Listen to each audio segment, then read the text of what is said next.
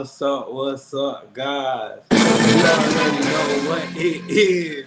Man, I feel a little bit of football mood right now, man. So I had to play some football music, man. We coming live, like the announcers do. We're coming live from Orlando studios right here in my house, in my crib. And we are checking in this week at HBCU Weekly, aka the pre-snap read, man. You already know. I'm your host, Mr. Blizz is on top with everything. Make sure you subscribe to the pre-snap read, man. Thank you guys for watching. Thank you guys for tuning in. But Jerry, he gonna kind of be late today. You know what I'm saying? He's doing his own little thing. He gonna pop in, pop up. But I got a special guest, man. I got a special guest. This dude is tremendous. He does a lot in the HBCU lane. He's all the way out there in the West Coast. Man, I connected with this dude on another YouTube channel, and right then and there, I was like, oh, I gotta get this boy on the show. I definitely got to get this boy on the show. Man, he's a good dude. I'm gonna introduce my special guest today is my boy Kales, man. Say what's up to the people, my boy. What's going on? Nice to be on the show, man. Great to really grateful you got me on this, Bridges. We for sure connected on Bliss City and can't wait to get into this now. Okay. I'm gonna do one favor for me. Drop off and drop back on because the screen. Oh, there we go. Yeah, there we go. I'm on there. Yeah, you on now. All right, let's get to that, man. I'm in it. Yes, sir. Man, I want to tell the people about yourself, man. Cause you know this is your first time on the pre-snap read. Yeah. No, I appreciate you having me on this. I work with HBCU Red Zone, a partnership deal. Go through a lot of football analysis. If you ever seen like any HBCU recruiting rankings, I probably made those. I've been doing that the past 3 years at this point. I got a lot of different lists out, top 5 lists, top quarterbacks lists has definitely been talked about a lot. And really, man, I'd like to be a tastemaker in this space and just keep on providing my information. Definitely, man. Definitely. And I can't start the show off with the number one fan for the pre-snap read and the number one fan for FAMU. My boy Ray in the building. What's up with you, Ray? Yeah, I know. How you doing, Ray? Yeah, I know. What's the deal, Ray? It's true. That's my boy Ray right there. You know, he gonna be live at 5 with all those comments. And we're gonna go ahead and start the show off, man. First topic of the day is, Bama State spring game at 10 o'clock on the Easter weekend. It's just gotta shake your head at it sometimes. Shame on you, really. Shame on you. Like, I personally don't understand this. First of all, Easter weekend, nobody is at school. When I say nobody, nobody. People leave for Easter on Wednesday and come back on Tuesday. So I don't know if they really just, I don't know if they don't want to show anything, or I don't like what's going on, Bama State, because you click then the thing like this is you have it at 10 a.m. in the morning. People ain't even getting up in the bed after they come from the club at 10 a.m. in the morning. Yeah. No. I'm trying to make sense of it. And I think we're talking about Alabama A&M. I don't know if Bama State and Alabama A&M both have it. My bad. It's Alabama A&M. For sure. Yeah, let the record reflect. Truth is in the details, man. Alabama A&M, this is the second year in a row y'all decided to do this. Bring on an super early spring game on a weekend. And look, I'm going to be real with you. Alabama being on the East Coast time, as a West Coaster myself, this game for me at 10 a.m. will be at 7 a.m. So do you think I'm waking up at the crack of dawn to watch a spring game? No. I think if you're Alabama A&M, you got to think of this from a marketing standpoint. And maybe this does work out for the rest of your day and events. I know last year they had like a whole day of events, and this was the kickoff event. But if you're the football team and as big as you are, you have the biggest stadium on campus that holds the most amount of fans, you should demand a primetime spot on this type of day for Alabama A&M. I think this game has to be at least 3 p.m., 2 p.m. That seems to be the majority of times. And really, this is one of the only schools going this early. It's really weird. Yeah, like my thing is like my boy Benjamin Porter said, man, bad scheduling. Like, I don't care if other stuff is going on around in the campus. You could have made this so late, man. Like, you could have made this so late. For real, for real. And like, I just don't understand. Like, I'm gonna play this just for Alabama State, man.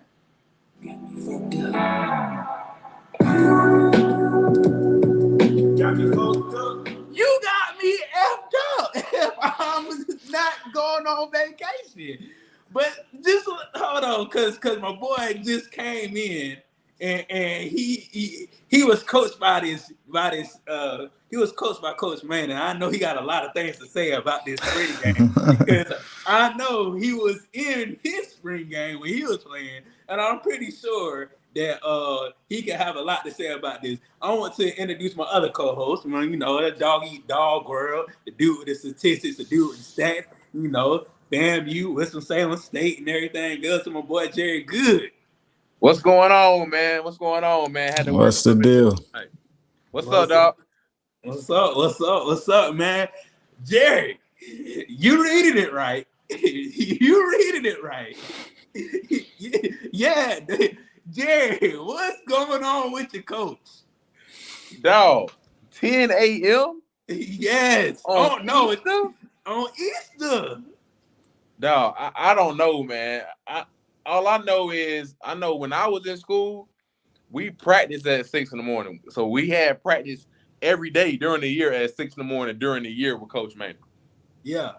But for out of season, like spring ball, I don't know, bro. This is a little questionable. It seems like they not trying to monetize it. It's just like, I guess, a regular practice for them. I don't really care about the money behind it. You know, certain schools charge for spring games nowadays, like for fans to come. But ain't nobody getting up at 10 o'clock in the morning for no spring game, dog. They not getting up, dog. Ain't no game coming on at 10 o'clock in the morning in the regular season. Bruh, like, it's killing me. Dog, you ain't gonna have no band. You gonna have the crickets out there chirping at 10 o'clock in the morning. You done traded them for the band. Bruh, it's still gonna be dew on the ground. That's what I'm saying. Dew on the ground, crickets chirping. It ain't gonna. And we just talking from the fans' point of view. The players got to get up early in the morning to play a whole game and try to take somebody's spot at 10 a.m. Yeah, wake up, ready to go. You got no time to get your mind right. You better wake up with your feet running on the ground, dog. Bruh, you ain't got enough time for your breakfast to digest and you get in the right mood. You ain't got no time to do nothing. Dog, you ain't got no time to digest. You just gonna die. It ain't gonna be digest. You just gonna die. You gonna die out there in that heat, boy. Well, I just don't understand. Like, either A, they really don't care. Like that, I mean, that could be a possibility. They really don't care. B, they just either Coach Maynard doesn't have a final say so. That could be a problem. Or C, that, you know, people got better shit to do. I don't know, man. I'm thinking from a athletic administration standpoint. Maybe the field is booked up on a certain week on the next weekend, or maybe they started practicing too late, or like you know, spring ball can only be a certain number of practices. So maybe somebody got but the 10 a.m. I can't explain the 10 a.m. No, not even close. I mean, even if you think about Florida A&M spring game, right? A lot of schools, and speaking about from an administrative point of view, they use a spring game as a junior day, as a big recruiting day. You know what I mean? Coach, the recruiting coordinator at FAMU, I remember last year at the spring game, he brings in around 500 different recruits. You know, it's usually a day to show off the campus, show off what a game day experience could be like for these prospective students coming in And the fact that you decide to throw your spring game in at 10 a.m. really shows that you are not using this as a recruiting pitch. Because, I mean, even thinking about recruits, you're going to wake up a recruit to come early to this game? Right. Recruiting visits, they're not starting until like around noon, man. You may go to you walk around the bookstore in the morning and then go to lunch and then go meet up with coach. But in the morning time, come on, we're eating breakfast with the fam. So I don't understand this from a recruiting standpoint or really an administrative standpoint, because the spring game to me is a great way to use a game day experience during the off season. And if you can't take advantage of that, I mean, I just can't imagine what else you're not taking advantage of. Yeah, I don't know, man. I'm trying to play devil's advocate and really find out the reasoning behind it. I don't know. I really don't know. Well, to me, it's not even the Easter weekend. To me, the time is the worst part of it. No, I don't get it. I guess they get it. You know, I don't know. If I'm a player, I'd be feeling some type of way, especially on Easter. Like this Easter is like the really, you know, time off that you have from, like, I know every HBCU literally, you know, they block out their calendar for Easter. Because you know, most of HBCUs, we love the Lord, we like church, we church folk around these parts. So that's the weekend you usually block off, and you be like, hey, all right, everybody go home, relax, see people, come back, and we gonna regroup. But yeah, I don't know. It may not be too many church people like Alabama A&M.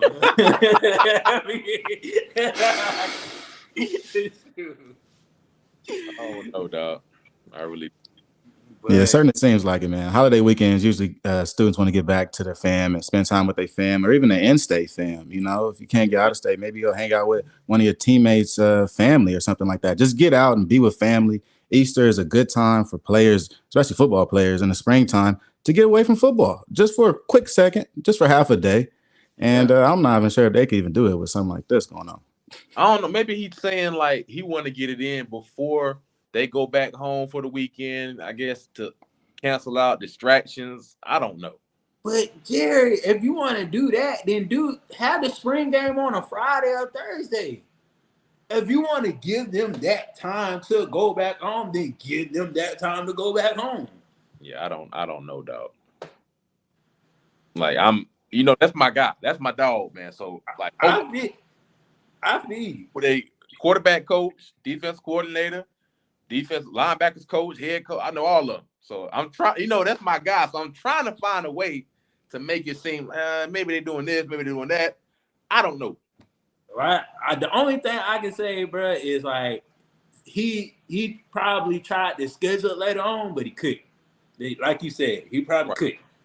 And yeah, I think so too. Yeah, I'm gonna give him that. But if it's not, and from a compliance standpoint, you can only have a certain number of spring practices. Yeah. So if you start on this day, you gotta end on this day. You know what I'm saying? So it might be something like that where he scheduled it wrong, but that don't make up for the actual time the game is going on. Yeah, because that's crazy. But we're gonna move on because we don't want to stay on this topic too long. We can talk about this for days and days and days. But shout out to Alabama A&M having a spring game this week at Saturday at 10 a.m. when nobody's gonna be up. People gonna be asleep. Bowl. Yeah, the band's not even gonna be there because the band gonna be asleep. So yeah, and sadly we're talking about the time instead of talking about the players. So many different storylines going on there. Gary Corral's leaving, Donovan Eaglin stepping up running back, 3-man quarterback competition. So much to be talking about with Alabama A&M spring game, but and I were stuck on this 10 a.m. start, man. You can't give it its just due. Can't give it its just due. But next topic, man, we want to talk about is the double standard of a female athlete. Everybody know what happened this weekend. Girl from LSU. Is it Angela? Angela, that's her name? Angela Reese? Angel Reese. Angela Reese. Yeah. She balled out. Just Angel, not Angela. Angel. Angel. I know it start with an A. Yeah, I shoot. But yeah, she balled out. Everybody knew it. And it was trash talk, which we already knew the trash talk was going to come before the game. So classless, not classy, like all that other stuff. You already knew that before the game started. So, but my thing is this: is it a double standard for a female to talk junk than a male to talk junk? Knowing how we grew up, knowing how other people grew up, knowing how it's white and black. Let's say Tom Brady talks junk. Oh, Tom Brady cool. Tom Brady this, but if Cam Newton do it, oh, he's a pest. He's bad for the team. Even as black and white females, we saw it. We saw it like bright as day. She talked junk. Oh, it's cool. She a team leader. She can do that. But when somebody else do it and they black, oh, it's bad. Not a class act. So just how you guys feel about that, especially from a male perspective. I mean, man, black men are disrespected, but the most disrespected person in the world is a black woman. You know what I'm saying? So how you were talking about Tom Brady can do one thing and Cam Newton can't do something, it's 10 times worse when it comes to a black woman representing herself, speaking up for herself, or even like going to the measures of what she was doing with talking junk. Because you saw it in the game, man. You saw Caitlin Clark, I think that's the last name. I don't. Yeah, But Clark. you saw her, and she was like doing the same thing. John Cena, you can't see me uh, to the team, to SU, or even to South Carolina. So now when Angel Reese does it, it's a problem. Why is it a problem when black folks do it, but not when white folks do it? That's the double standard we've always had in the world, and it's not anything different today.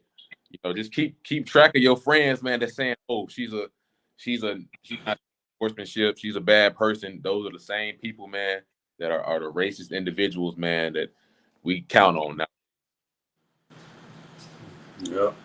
Yeah, nah, there was the backlash, Keith Olbermann, the owner of Barstool, completely uncalled for. You know what I mean? We shouldn't stand for anything like that, especially against our black sisters like that. So is it double standard? Absolutely.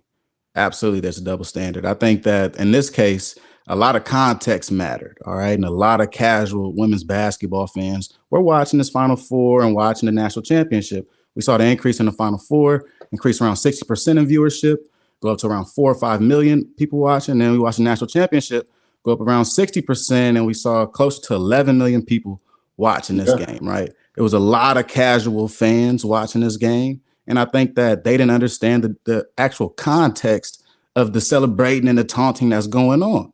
Angel Reese and Caitlin Clark's rivalry goes all the way down to last year. You know what I mean? Maryland playing against Iowa.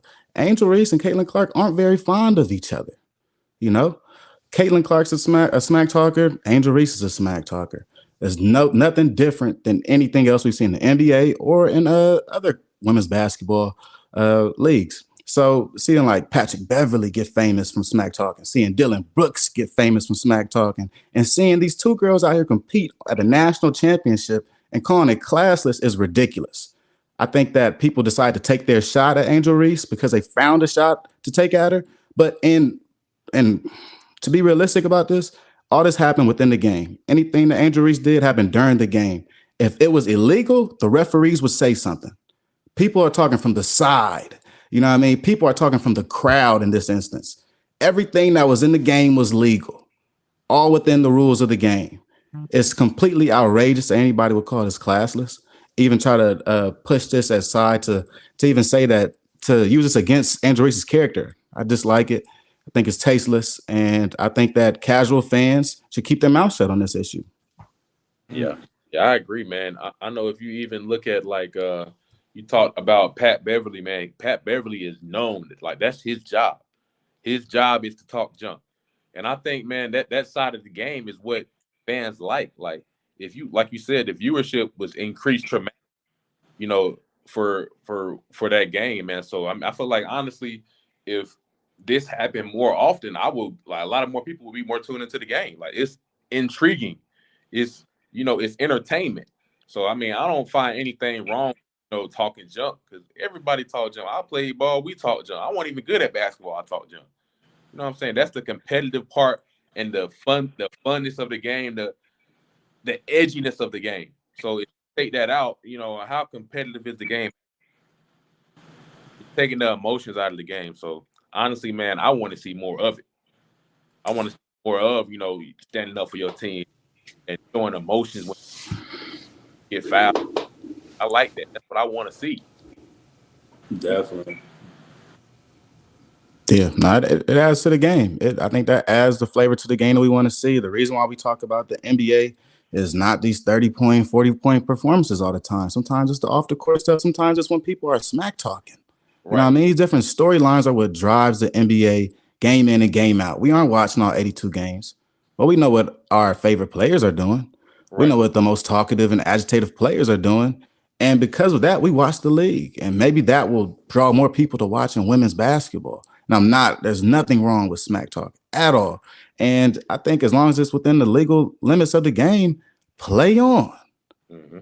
Shouldn't be any scrutiny for it. Shame on you if you're tripping. Shame on you. Yeah. But my thing is this, like, man, it makes the game better because now you're drawing that line where it's sports and entertainment. So now you're on the cusp of, oh, now this game is entertaining. Now it got my attention. It's not a game no more. This is entertainment. Oh, I gotta see her next year because I know she's gonna be talking cash money stuff when they play against each other. Like that's that fuel in the fire, bro. And even for Miss Clark, like she gonna be like, okay, you got me this time, but I'm gonna get your ass next time. Wait Right. until we get in this damn tournament. And my thing is, she came out and she didn't form an apology, but she literally set the record straight. She was like, there was nothing wrong with what she did, because I did the same thing. And she told everybody she's a good athlete, she's one of the best, and she needs to keep doing what she's doing because I do the same thing. Right. So when you come out and say a statement like that and try to kill everybody, but I know still people at the end of the day be like, oh, it's not the same though. It is the same at the end of the day. Like, Oh, one more thing I gotta say, man. Like what transpired that night is a recipe of a rivalry. Like how rivalries are made is not scoreboard, but by the emotions that we put into the game. So you look at Carolina and Duke. I'm from Carolina, so that's a big rivalry in our state. That one of the biggest games when Tyler Hansbrough got his nose broke, he was about to fight and all that other stuff. Like all the rivalries come off of the emotions. It's not, oh, we beat them. Like that don't mean nothing. We play a lot of games, beat a lot of people, but when your emotions are tied into the game, it makes it bigger than just a scoreboard. So I love this form, man. definitely. And just talking about just the rivalry, you gotta think about this, bro. Larry Bird and Magic Johnson, they still started in college. Larry Bird was the most trash talkingest person ever. Right. He will tell you, I'm about to J you up right here. He'll actually do it. So those starts like long time rivalries and stuff in the making that you want to see for a lifetime. So just put it in perspective as it's entertainment for the fans. Let it be entertainment. Let it definitely be entertainment. Shoot, but before we get to this, I like to take a quick commercial break. Make sure you subscribe to the Preach Not Read. Make sure you follow Preach Not Read on IG and Twitter. Make sure you subscribe to Business on Top YouTube channel. For all your YouTube channel needs. Jerry, FAMU Pro Day. I know you was there. I know you was live and full effect. We heard some good things. We saw some highlights. We saw everything, man. Tell us what was going on with all them scouts there, man. Man, pro day, man. It was 23 scouts there, man. Scouts from across the land. Every team, I want to say, man, it was almost every team in the NFL were there. There were a lot of people there, man, to see our guys at FAMU, man. And just like in the FAMU way, we're not gonna be scared of any competition, any spotlight, any headlights on us. You get out there, man. Isaiah Lamb was out there showing out, man, knocking pads over left and right, running 40. Like everybody was doing a good job, man. I'm really proud of, BJ. BJ ran a 4.4, on his 40. And then, of course, Xavier Smith did great, man. He didn't run his 40, of course, because he already established his 40 time before 3. So he didn't want to, I guess, mess that up any further, which is understandable. But he jumped a 30, I think a 30, 36, 35, 36, which is a pretty good jump, man, for a wide receiver. And he was out there running routes, man, running routes, catching everything thrown to him. So, those guys, man, that out there perform, I think they're going to do well in this draft coming up. You got I didn't mention the kickers, man. The kickers did really good too. Both of those guys are great, great guys. I think both of them are All American. One of them's All American. I think Jose is All American, but they both did very good, man. They both did very good. I'm actually very proud of how the pro day turned out. Saw at the end, man, a lot of guys were talking to the scouts, and it's bad, man. I've seen a pro day, man, when scouts walk in and walk back out. When there's no communication between the players and the scouts, and that's when the worst pro days happen. But when you see the scouts link around and converse with the players, coach, with everybody that's there, that's how you know you left an imprint. So I think this pro day went really well, man, and I'm looking forward to seeing the future. Definitely. Wow. Kels, how do you feel about Xavier Land draft stock and Xavier Smith draft stock? Like, I know their stock been going up and up just every day as far as people been talking about them. But how you feel about where they're gonna land in the draft, their draft stock, and what team they can produce on? Yeah, and I mean, I think Xavier. Which one? What should we start with? Xavier Smith's been getting a lot of buzz. Be straight up about that. Being on Steve Smith's podcast, the different type of things he's been doing off the field during this offseason has helped his draft stock. Running his 40, running super fast 40, HBC Legacy Bowl, or HBC Combine. Go to HBC Legacy Bowl, taking over at receiver. Going to your pro day, excelling, and also being at a school with another top athlete like Isaiah Land, who's going to already attract draft status and scouts and things like that. I think that Xavier Smith is one of the wide receivers from the HBCUs this year that's had the biggest chance to improve his draft stock and has improved his draft stock because of that. Coming out as an undersized receiver, a lot of people may look past you and quite honestly won't even look at you. But guys like Dallas Daniels, guys like Xavier Smith, great route runners, people that are great with their hands, great fundamentals, they pop off to you when you come see him for the eye test. You come take a look. He doesn't drop anything, just as fast as everybody. He can run every route on the route tree. It's intriguing to a scout. While I was at the NFLPA Bowl, got a chance to see how they were just judging different guys and really what was different, what's different between a draftable guy and an undraftable guy. And the eye test has a lot to do with that, doing what you have to do in specific situations for the HBCU Combine, for the pro day. When you can really come out there and compete and show yourself, that means a lot to a scout. And I think this pro day, helps a lot of people's draft stock when you're talking about guys that need to really show themselves at the next level. A lot of questions about HBCUs is what type of level are they playing at right now? What's the competition level? Who they play against? And a lot of times those situations, they go to, well, who's the best team they've played against? And for Xavier Smith, what he did against South Florida helps him in this case. Looking back at things, the type of performance that he had against South Florida leads the scouts to go, he can produce on a high level, and he shows it during the eye test also. So I think Xavier Smith definitely helps his draft stock. Not sure if he'll get drafted, but I definitely think he'll get a look at training camp. He'll get picked up by a couple teams because he has that type of skill set. Then looking at Isaiah Land, I think has been somebody that has been great consistently, right? As far as a guy that was his junior year looked at as a very high prospect. Going into his senior year was tough. He injures his hand, misses the first couple games, plays off his back foot, loses a couple of defensive linemen like Savion Williams inside, is drawing more attention to him on a daily or a weekly basis. And he still has found ways to perform at high levels. So I think Isaiah Land helps his draft stock, especially going to Reese's, going to play at the Reese's Senior Bowl. He got to play some linebacker too. So now he shows versatility as an really an edge that can create pressure off the edge consistently, and a player that can now move inside, go linebacker. You could play almost anywhere within the front seven, aside from your three technique or your nose guards, right? And somebody like that is somebody that can play special teams, somebody that can make a training camp squad, and really a player that is so athletic, he can demand a spot on a team. I think at the end of the day, as long as these players demand their spot on the team by using their certain characteristics, like Xavier Smith possibly returning. The fact that Isaiah Land could play all over the front seven, these things help them when you're trying to make a team. At the end of the day, when you're trying to make this roster, it's about where can I fit in? And I think these players fit in very well on a host of different NFL teams. Yeah. Yeah, I agree. I know you had talked about the South Florida game, man, but I don't want y'all to forget what he did against Carolina too. Right? 10 receptions. 10 receptions in any game is a lot, man. He had more receptions than Josh Downs. And Josh Downs, the first round, second round receiver going in the NFL draft this year. So, I think Xavier Smith, man. I don't know.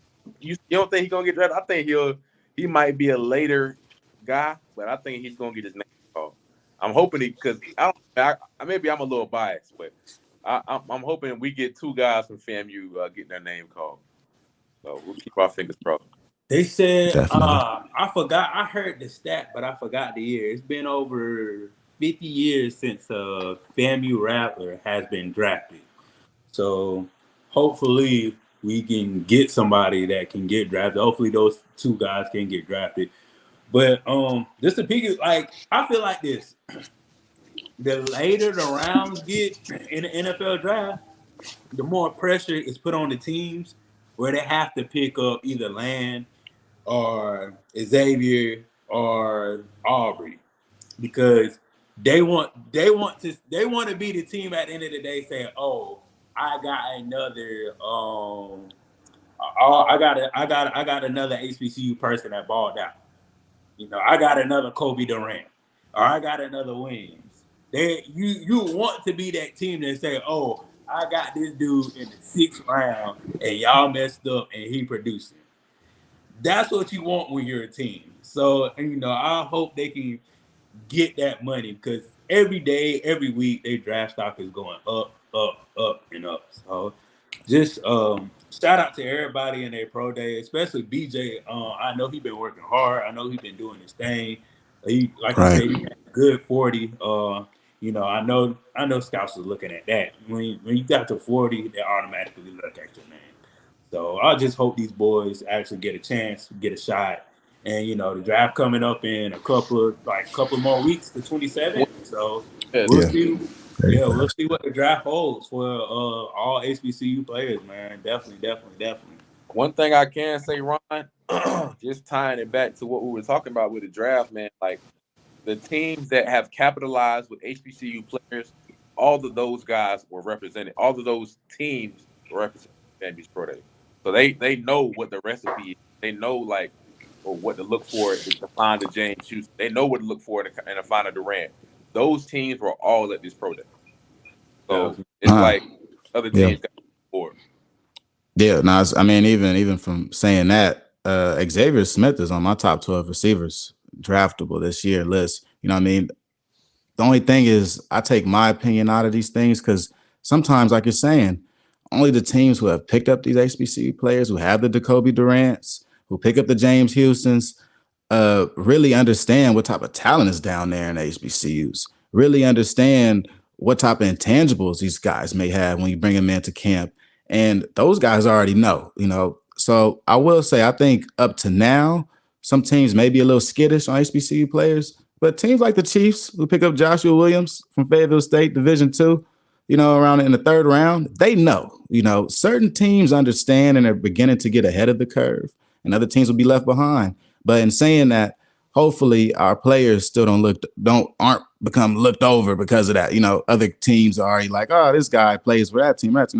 There needs to be more teams like the Chiefs. There needs to be more teams like the Lions. There needs to be more teams like the Bears. I pick up a Jatari Carter. Need more of that. Yeah, definitely. But at the end of the day, if they don't get picked up, you still got the FSL and the USFL, so you still can play ball on a high level. Yeah. So, always don't put all your eggs in one basket. That's what my mama told me. Don't put your eggs in one basket, son. Isaiah Land, Isaiah Smith, and Zay Smith, them eggs getting picked out the basket. Hey, them boys going. Them boys go NFL now. You said all them eggs in there? Them eggs in that. Them boys gonna go NFL. At least Yeah, them boys gonna go NFL. I was just talking about some other people, but yeah, yeah, you still got chances. If you don't get picked up, you got like three. You got the CFFL, you got the XFFL, and all these FFLs you got going on right now. So no, it's actually a league like overseas. Like one of my teammates play in Mexico. I didn't even know they had a league in Mexico. Yeah. They got a Yeah. league. They do. Trevon Boykin, quarterback from TCU, like 2015, 2014. He's down there quarterbacking now. Down in Mexico. Everywhere. Okay. Cinco de Mayo. Hey. They got footballs down there. El football. Okay. Hey, ole. Okay, I feel Mexico got the spirit of the football. But let's talk about this. I know me and Jerry talked about this on a little side note. We were sending each other back up and forth. Should the spring game play against other teams? Like, let's get to that.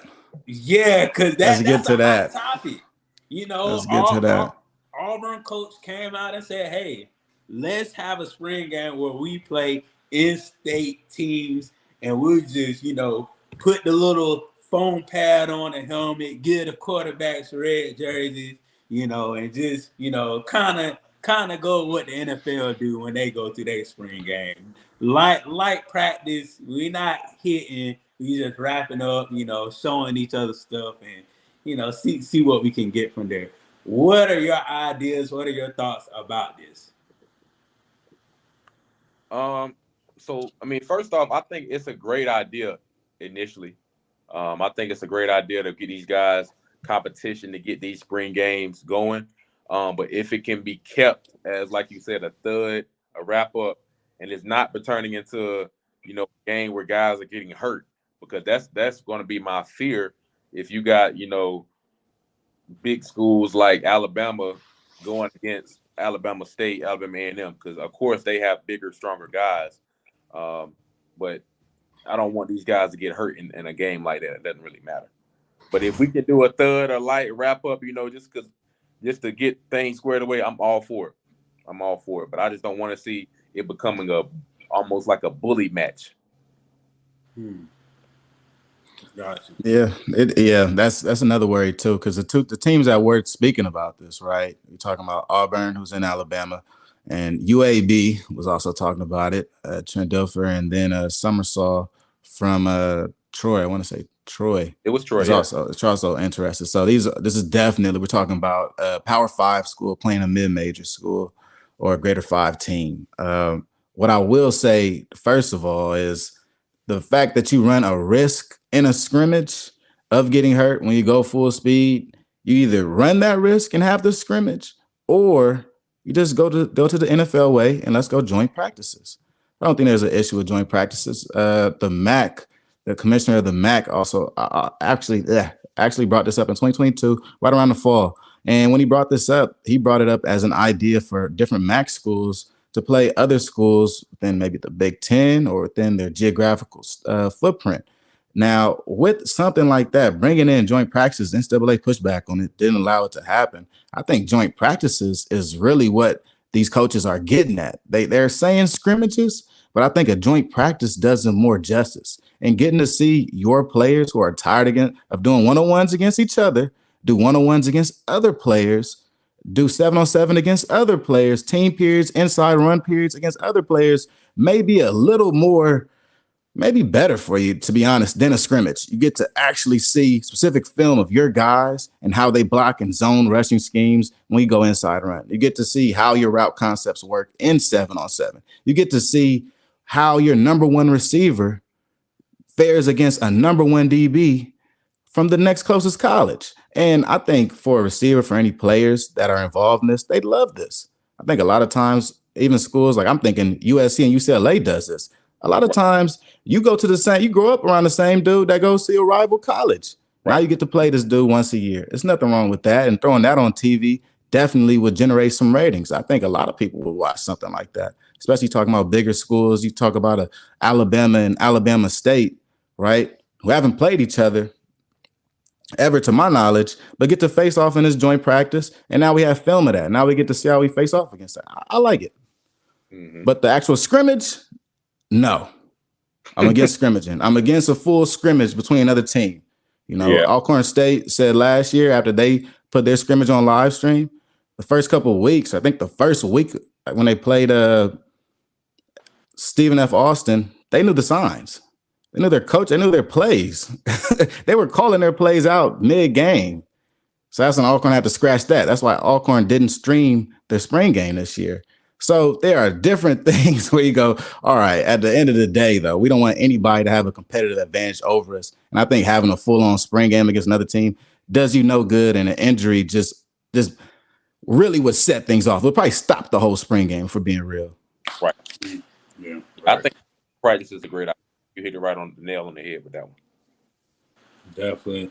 Those joint practices, scrimmage. I mean, at the end of the day, I do like it because it sounds good. It's intriguing. It gets you like, oh, okay, I may want to go there. Like, I want to go there and see, what this other team had, what this other team got, and see the competition. But at the end of the day, like injuries, then you got to set up everything. So now when you set up everything, are we going to your field? Are we going to my field? Are we going to each other's? Or how are we going to schedule this? And how are we going to get the commissioner of this school and that school and the conferences and all this other stuff? And now, you have to go through all that stuff, which is a headache. I know for a football team, you just want to go there and get it done and let them come to y'all and get it done.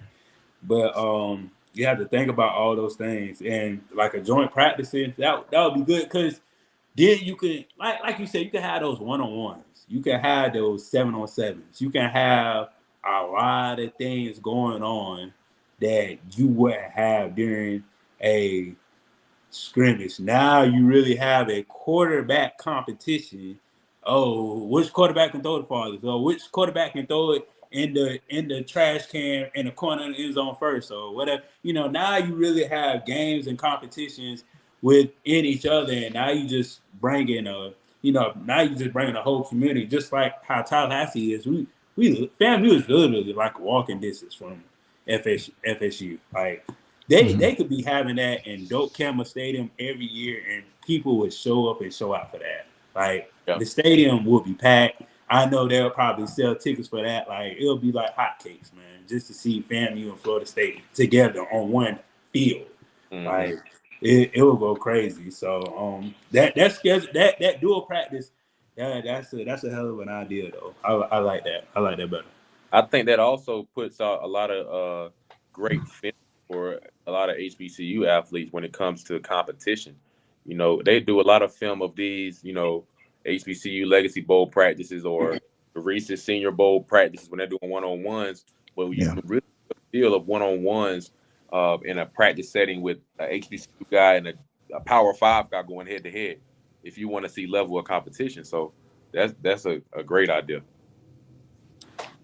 Yeah, I think the joint practice really wraps everything into one for you. I think a lot of times when teams want to do this big showcase, a lot of the showcase is about just showing your talent, right? Especially in the spring. The spring practice for football is such a time for install. You go straight from winter workouts to installing your offensive and defensive playbooks. During your install, your first 50 plays, you're not ready to compete against another team with these first 50 plays. I'm sorry. A lot of times your offense or your defense is so far behind the other one, you're just trying to figure out ways to teach these kids the playbook. Right. So I really think competition between two teams during the spring time really wouldn't help either team, because both teams would still be an install period. And really the new coaches we're hearing say this type of stuff, right? The two coaches in particular, Trent Dilfer, first year college coach, and Hugh Freeze, who is now the new coach at Auburn, are both saying this. These are new coaches saying this, right? I don't think any of these tenured coaches that have been out of school for a particular set amount of years are thinking of these out of the box type of ways to bring in people to come watch the spring game. Because I think at the end of the day, this is about attendance. I think this is about Auburn attendance versus Alabama attendance for a spring game.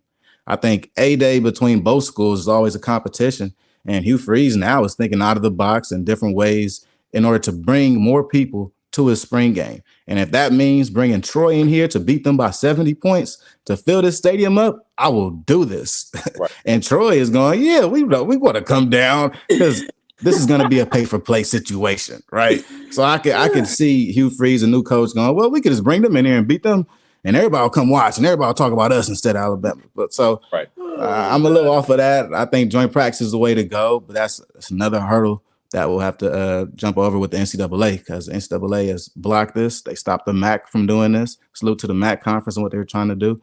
But they stopped the MAC and trying to do this last fall. And I think we just kind of ran into that issue again now in the spring. So hopefully it gets resolved soon. Yeah. One day they'll open their eyes for that practice, bro. Just for the practice, not the spring game, but for the practice. Right. Yeah. Shoot. Next topic. St. Augustine announced they will have a JV football team. Jerry. The CIAA, what the hell is going on?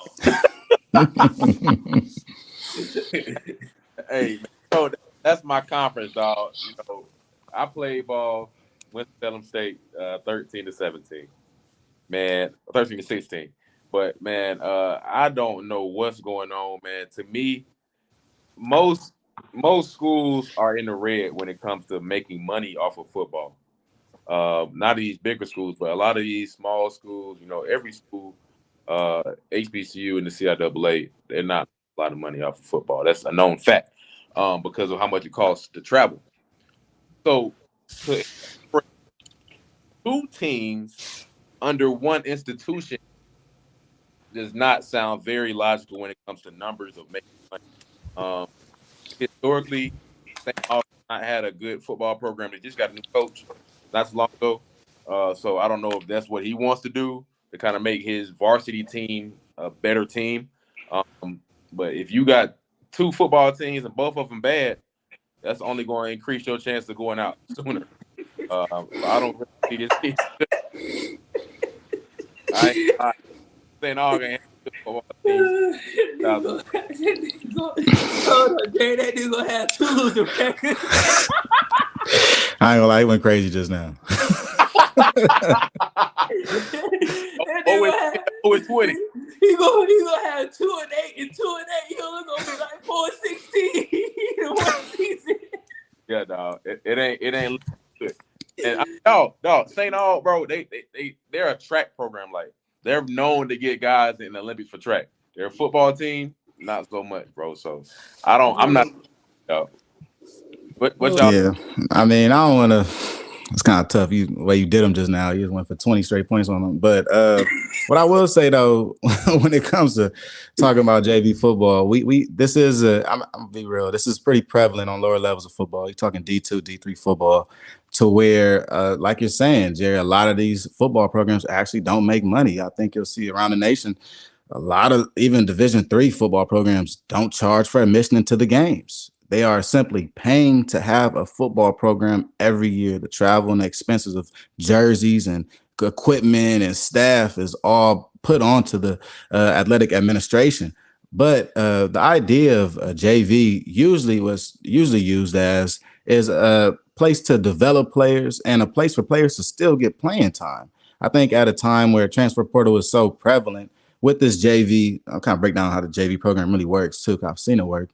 The way the JV program works is, you may have 80 players, right, come into your football program, but say 40 of them are freshmen or new players, right? So you have 40 returners, around 40 new guys. When it comes to the season, you start playing the season, some guys just aren't getting the playbook, just aren't getting things, right? They're falling behind, fourth or fifth string type of guys. Maybe you got 6 quarterbacks this year, right? You want to develop those other 2 quarterbacks. Now, usually in the same conference, there will be other JV teams for each of the same institutions. Virginia Union would have a JV, all right? Bowie State would have a JV. Elizabeth City would have a JV, and you would play those games. Now, when you would play the games against those other JV teams, those are on weeks where either your varsity squad is on away games or you go travel on a Friday to a closer school and go play them. But the whole basis of this, you go send your offensive coordinator down there, the head coach. He runs the program. You send a defensive back coach down there to go coach the defense.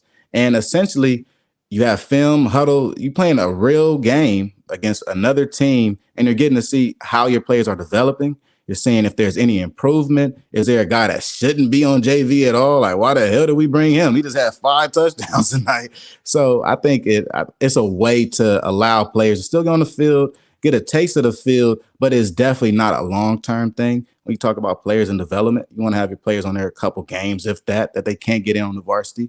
But at the end of the day, I think this is a way to still fulfill the needs of players by allowing them to get that taste and playing on the field on a collegiate campus, while also maybe saving their year. Maybe you save a year from a guy now. Maybe he gets his redshirt year because of that. He's only playing JV. So there's many different ways to straddle this line here. But I am a fan of the JV system because I have seen a lot of guys come to a school and just leave the next year. I have seen people come to a school and don't like the school because they don't like the schools they playing against. Like, you didn't do research on the different schools. You didn't know you was going to the backwoods of Mississippi this week. Like, you didn't know you was going up into North Georgia this week.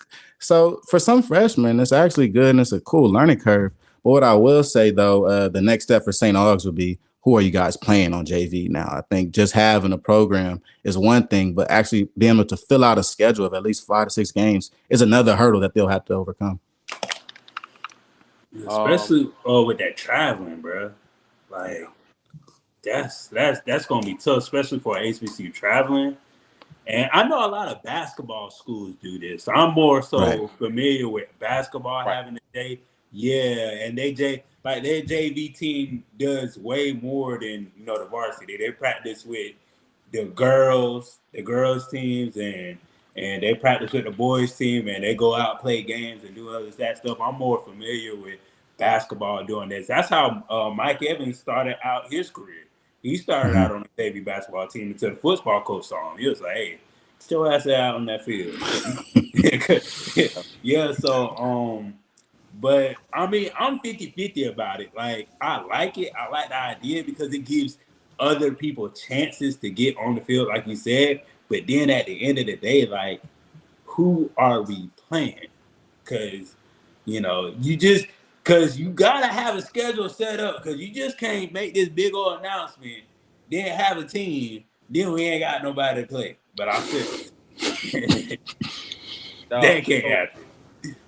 So to me, man, as an athlete, if I'm asked to play JV, I'm not going for it, though. Because for one, like, it takes away. I know we're talking about being redshirted, but to me, I'm imagining it being equivalent to playing JUCO. So, like, if you play JUCO ball, you still use your eligibility years. You just gonna have 2 years after you finish playing JUCO ball. And so, if you play JV, you gonna use 2 years playing JV. I do not want to do that. Like, I would rather get redshirted and try my chances on varsity. Maybe that's just me, but I would rather try my chances on varsity and still get my 4 years, well, 5 years to play 4 years, versus me just playing 2 years on JV and like, all right, I got 2 more years on varsity. I don't really like that. Well, your eligibility will be straight, Jerry. Don't trip, because JV, what it's about, right? Like, when you use up your years of eligibility, it's your varsity years of eligibility. Your JV years are separated in that, and that's why, just like in high school, you only get your varsity letter if you committed and actually played on the varsity team. If you got 0 catches, 0 yards, 0 returns, 0 tackles on me, you good. You won't get that year of eligibility or that varsity letter. It's tricky. It's hard. It's a little hard to wrap your mind around at first. It was hard for me, super, at first, to really understand what was going on. But once I understood that these players were the same guys that are playing on the varsity team, this is scout team players, it got much easier. I'm not gonna lie. I'm like, oh, okay, y'all got a game tomorrow. I might have to find that one, though. I don't know. Yeah, Jerry gonna have to go on this big book of research to find that one, man. But shout out to St. Augustine for trying to be different. I mean, different is good sometimes, you know what I'm saying? Jerry just don't want to be on the team. That's what it's about. Yeah. Jerry, like, I'll be damned. They would ask me to be on JV. Jerry, get this. Let me put a situation to you. So let's say somebody wants to play on the team. They go to HBCU. He didn't get a chance at all. No scholarships, no nothing. And he went to, let's say he went to, I'm gonna use my school, Benedict College. He went to Benedict College. So Benedict, like he missed the spring camp or whatever. Or he missed the walk-ons. So now they have another walk-on for JV football. This is his chance to get on the team. You know, he was a real good athlete, but he just didn't get recruited. Like some people do. They don't get recruited, and they be good athletes. They come walk on. Next thing you know, they in the NFL. So, like, he was like, hey, this is my chance. He go to JV, play JV football. Coaches see him. He play game. He balled the hell out. Like, he done had 15 tackles and 3 sacks and 1 forced fumble. I'm talking about this nigga balled out. They say, be like, hey, why don't you come on here to varsity, son? Because you know that's how the coaches be. No. Why don't you come on here to varsity, son? I think we can get a spot for you. I hear you. But that's one player out of the 55 players you got to pay for traveling. No, I know. Like, no, I played at Winston, bro. We ran the CIAA. I got 4 rings at Winston State. So we were the best team in the CIAA for those years. And we ain't make no money. So I know if we ain't make no money, they damn sure ain't make no money. But I mean, hey, go for it. Go for it. You know, I'm just trying to get some hope, and that's all I'm trying to get. Hope. Hope, dog. Keep hope alive. Give them hope before they give them hell. Oh God, and shoot, talking about hope, man. A lot of people are hoping for these teams to do good, man. Schedule review. We still on our schedule review, man. Let's get to that. On our schedule review. And God damn it, somebody came in here and said, like the stream. Like the stream. Please like the stream. Please subscribe to the channel, man. Please subscribe to the Bridges on Top channel. Please, please, please, please, please go to Preach Not Read on IG and Twitter. This was your commercial break. This commercial was sponsored by Bridges on Top for all your Bridges needs. Call Bridges on Top 1-800-BRIDGES. 1-800-BRIDGES. There you go. You know, a little commercial before we get into the schedule review. You know, let's get to that. Yeah, let's get. Who first, man? Who first? Let's go with the team that don't care about football, and we all here we go. Talking about the real HU. The team that don't care about football. I'm pretty sure you guys know who I'm talking about. I know we on this platform know who we talking about when they say they don't care about football. We talking about them Howard Bisons, man. Them Howard Bisons. Let's get to that. Yeah, let's get to it, man. Let's get to it. Now. Ooh. Yeah, before you know we do this thing, let me go back here because I can't see my boy Jared. Jared, because I know you got something to say about that first game because I said something about the first game last time, so I want you to go ahead and say something about the first game. Eastern Michigan. I mean, I'm not mad at it, dog. I'm not. I don't like this Howard team. They did decent. They did well. I see some other teams on this sketch. Oh hell no! That a little bit caught me off guard. But Eastern Michigan, bro, I'm not mad at it, man. I don't know too much about that program, but I think they can win that game. What you got? Go ahead, Kels. I go ahead and give them own one out of this one, man. I don't know too much about Eastern Michigan, but I'm not confident in how we're traveling to Michigan week 1 and going to get that dub. That's a tough one. I got to look them boys up for. You're right. I do got to look them boys up, see how they did, man. See what kind of program this is. I think to me, Eastern Michigan is an all right team. They're an all right team. Howard is an all right team.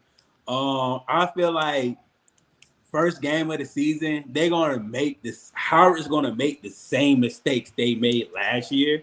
They're going to play sloppy. I mean, not too sloppy. They're going to score points. They're going to do what they do, but I just feel like they're not going to have the ball rolling this first game. You know what I'm saying? So I feel like Eastern Michigan probably will. It's not going to. I say it's going to be a close game until the fourth quarter. That's how I feel about this game. It's going to be a close game until the fourth quarter. Eastern Michigan, they did all right last year. That's what I'm saying. Like, I just feel like it's going to be closer to the fourth quarter, and I think Eastern Michigan is going to pull it out. Them boys won their last 4 games. Their overall record was 9-4. If you got 9 wins, dog, that's not a bad season. It's not. No, they're pretty good. I think I'm going to go ahead and double down that 0-1. Yeah, that's what I'm saying. Hold on, man. Hold on. I got to change mine, dog. I got to change. They over 0-1. Okay. Yeah, you know what I'm saying. Then we got Morehouse. You know. Right on. Yeah, we already know how that's going to do. Well, we hope we know how that game is going to go. You know, they're going to be 1-1. I'm pretty sure everybody agree on the 1-1 right here. Yeah. Shout out to Morehouse, but I for sure got them going 1-1 after that. Shout out to Morehouse has a new coach too, Coach Virtue. Shout out to the new coach down there. Definitely. Then we got the battle of the HU. Big one. It's a big one. I got them winning that. Agreed. Okay. What you got, Ron? Whew. I don't know, because last time I picked Howard, I don't know. I ain't too fond of picking Howard because how they did me last year. Yeah, Hampton has so much to prove to me since last year and their performance in the CAA. Like at this point, I'm betting against them until they prove me wrong at this point. And I want a lot from Hampton. That's how I feel about Howard. No, Howard really bad though. I was saying the Cope MEAC champions aren't bad, Bridges. Let's not do this now. But they was supposed to beat Bama State last year, and they just let my ass down. Yeah. I was also picking to win that game. It's tough. And I still feel salty about that game. Then I'm salty about how the hell that North Carolina Central beat you and you steal the co-championships. That still confuses me to this day. A little bit of MEAC madness ain't never stopped nothing. well, it's about to stop me from picking them to win. I'm picking Hampton. Okay. All right. Shoot. Damn, in my book, you 1-2. Okay. So next game is what? Robert Moore? Yeah, Robert Moore. I got a dub. I'll kick another dub. That'll make Hampton 3-1. Yep. That's what I got. Cool. So I got a dub that game. So they 2-2 in my book. They 2-2 in my book. I think Robert Morris is, if I'm not mistaken, they're more of a basketball institution. Yeah.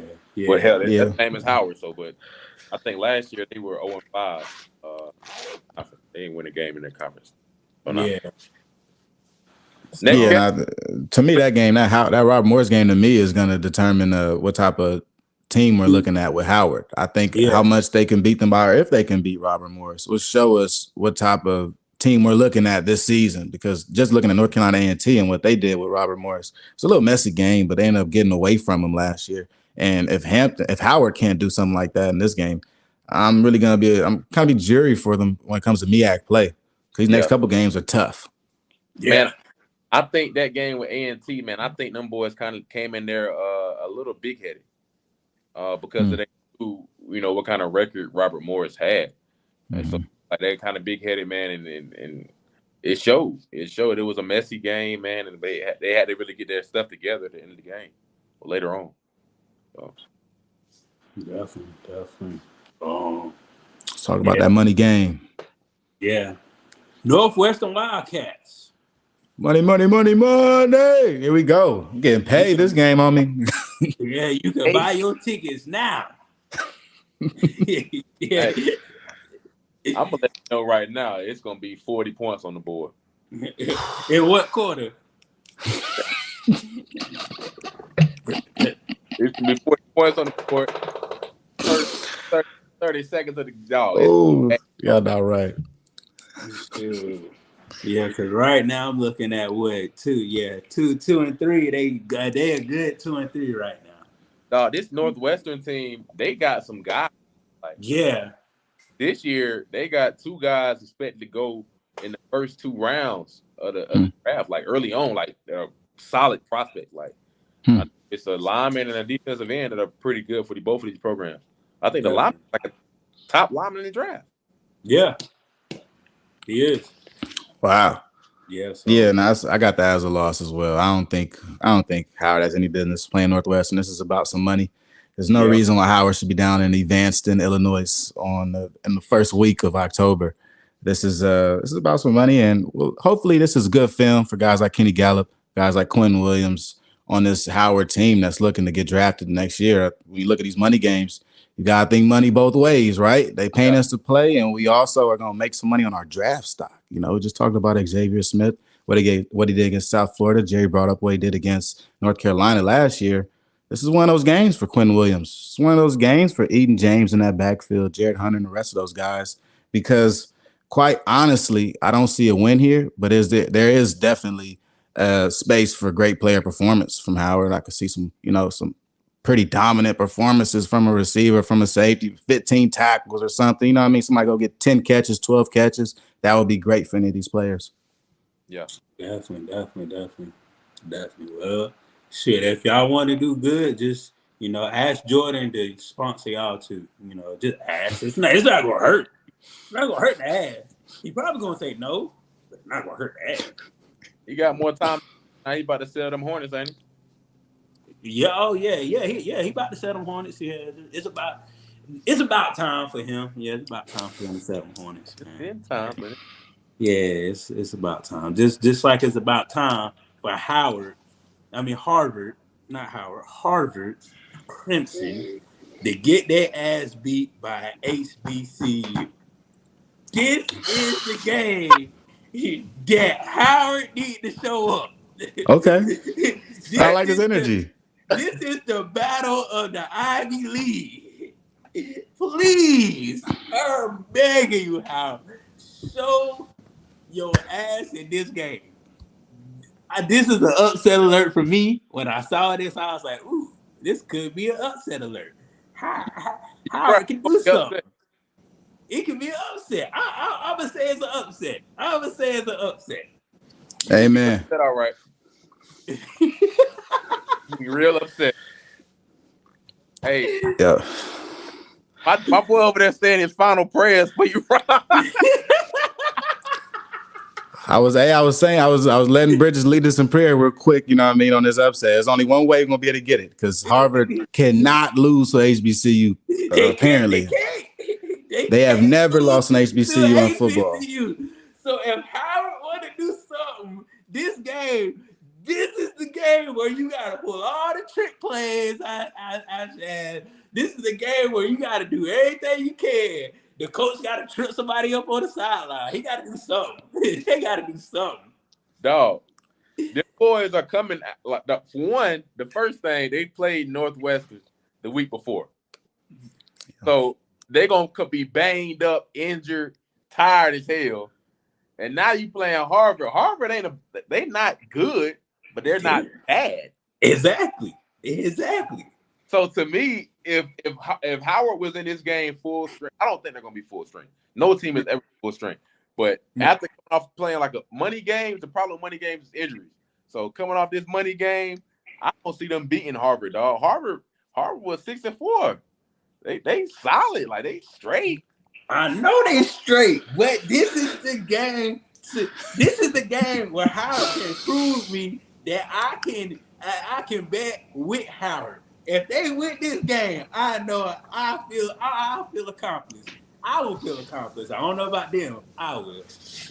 Hey, them boys about to run it up. The boys about to run it up. Yeah, I'll take Harvard in this one too. As much as I want Howard to win, the way they played against the Ivy Leagues last year, losing to Yale and Howard in the same, Yale and Harvard in the same year, it's a little disappointing. And really come into this next year, it's the onus on Howard to come through and actually win this game. nobody should be betting on them, right? Realistically, nobody should be betting on these guys based on their previous record against Ivy Leagues and against Harvard. But in this game, Howard has everything to prove. After a big money game, it's probably going to be a big loss. You bounce back. It's another away game. You find yourself in Massachusetts, and really, there's nothing to lose right here. This is the last game before league play. This is your tighten up game. You kind of want to go into league play allowing 40 points or 50 points on you, and you really want to be tidied up and ready to go. So for Howard, this is a big game, but I don't think they can win it. No, I feel you. I just want to have some slither of hope, some slither of black hope. Look, as long as somebody's speaking into existence, it might happen. Okay, that's all. Some slither. The running back they got at Harvard, he was straight last year, man. Yard rush, man. He ain't bad, man. So them boys better come ready to play. Yeah, definitely. Now we got Norfolk. Those Spartans, everybody know about 300. So what we looking like over here? Now we in MEAC play. All the games count. This for all the marbles. So what we looking like, guys? The sun's starting to come out, man. It done rained 2 days in a row. Lightning. What they say in the Bible, man? Joy will come in the morning. So this is the morning right here, dog. You said Howard came out the wilderness for 40 days and 40 nights.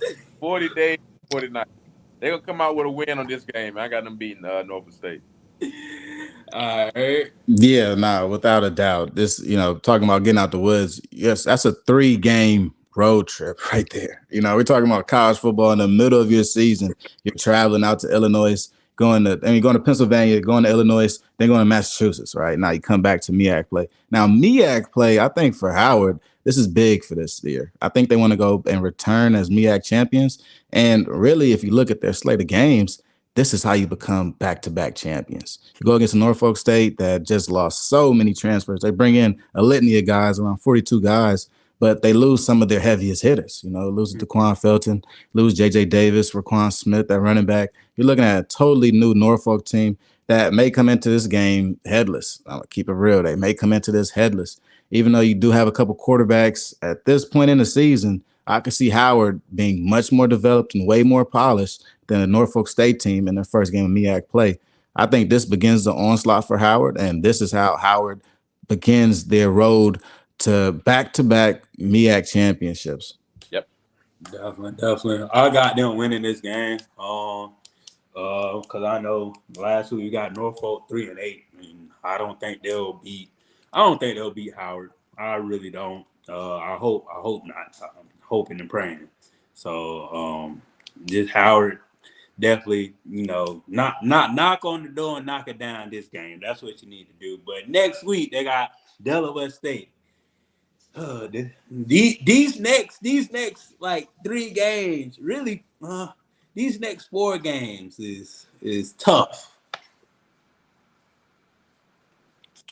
They could be. I don't. Dog, me and your boy, dog. Me and boy and Kelly gonna say. I don't see Delaware State being. I don't see them beating them. That's a fat game. Yeah, I can't see it. Coach Lee Hole down there, new coach for Delaware State. They're bringing in a whole new program. I'm not sure how long this Delaware State rebuild is gonna take. They do have a quarterback. They have a couple running backs. Even Marquise Gillis is pretty good. C.J. Henry is also pretty good. They have some guys. They have some weapons. Mm-hmm. But I really, at this point in the season, this would put, to me, Howard at 5-3.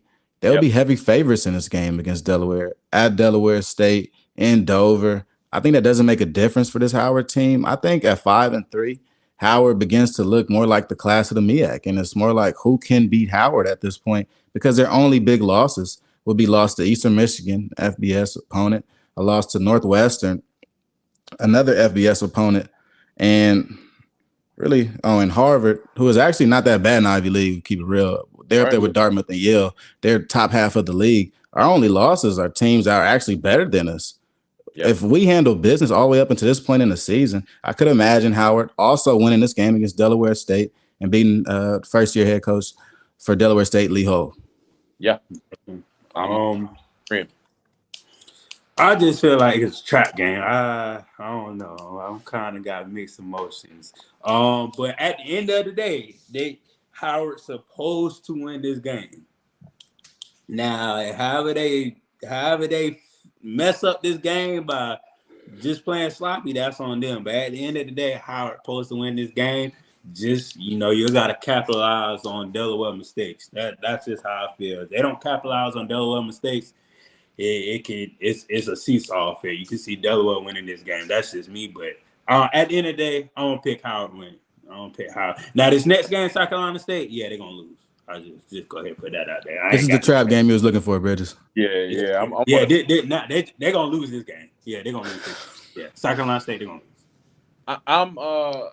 I'm big on South Carolina State, man. Because of the history of the program. They don't have a lot of losing seasons, and this past year was somewhat of an outlier to me. They got Hall of Fame head coach, so I do think this is a rebound, not a rebuild year. That last year was pretty bad. So you like that one? Yeah, like that. I like that rebound. Yeah, you gotta go back up. Yeah, you gotta go back up when it go back up. Yeah. I do think this South Carolina State, man, this team will be one of the tougher teams to beat. Yeah, honestly. Now this South Carolina State team, man, for me, man, in LA we got this term called wobbler, man. You don't really know which way he's going. He's just a wobbler. They are definitely the wobblers in the MEAC. When you look at the MEAC and what they've done very great things. And last year we see that it all can come to an end very fast.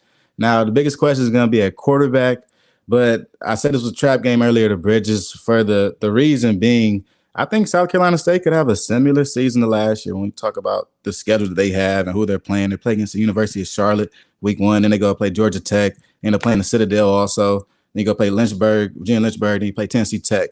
So you may come out of this, maybe around 2-4-ish.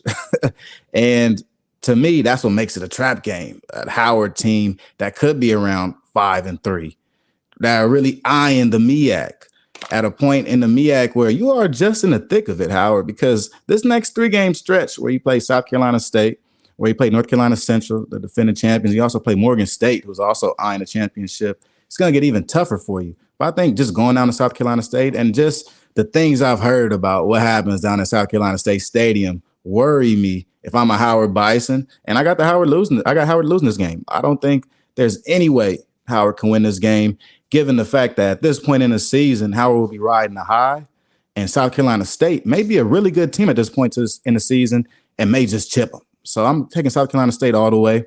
My opinion probably won't change until the week of the game. I feel. All South Carolina State got to do to win this game is tell Jerry to go down there and play pass the peas, and he can hop and bark and do all the things. That's all they got to do. They just play pass the peas and let Jerry hop and bark and do all the little things. So South Carolina State gonna win the game after that too. That's all I know. Oh, great. Just play past the peas. But on the real tip, for me, South Carolina State is a second half team. I don't know what they be doing in the second half. I don't know. They be chewing tobacco. They be drinking the Space Jam juice. They be doing something in the second half. Because the games that we watched, even the FAMU game, they almost came back and won that game. It's just time wasn't on their side. They are literally a second half team. And definitely when they're playing in Orangeburg, it's just different. Mm-hmm. It's just I don't know. It's something in the air. I don't know. It's just you in the middle of nowhere. All you see is cows and trees and shoot. It's just something about that Orangeburg Stadium, man. But definitely I get South Carolina that dub, man. Yeah. Yeah, and this next game right here, North Carolina Central. Woo! Yeah. I think we all can agree. Yeah. This team is coming back, man. They got a lot of great pieces. I think they're top, man. They're one one of the best things in it. I don't think anybody can really argue with that. Great coaching staff. When you start winning, when you start to breed winners, man, it becomes a tradition. Because as an athlete that's getting recruited, you want to go to. Everybody saw that Jackson State game. Yeah. Every athlete that's getting recruited at HBCU saw that game, and I can speak because this is something I went through. Like I watched these two teams go back and forth with Winston, and like, oh, well, y'all lost to Winston. Shit, I guess I'm going with them.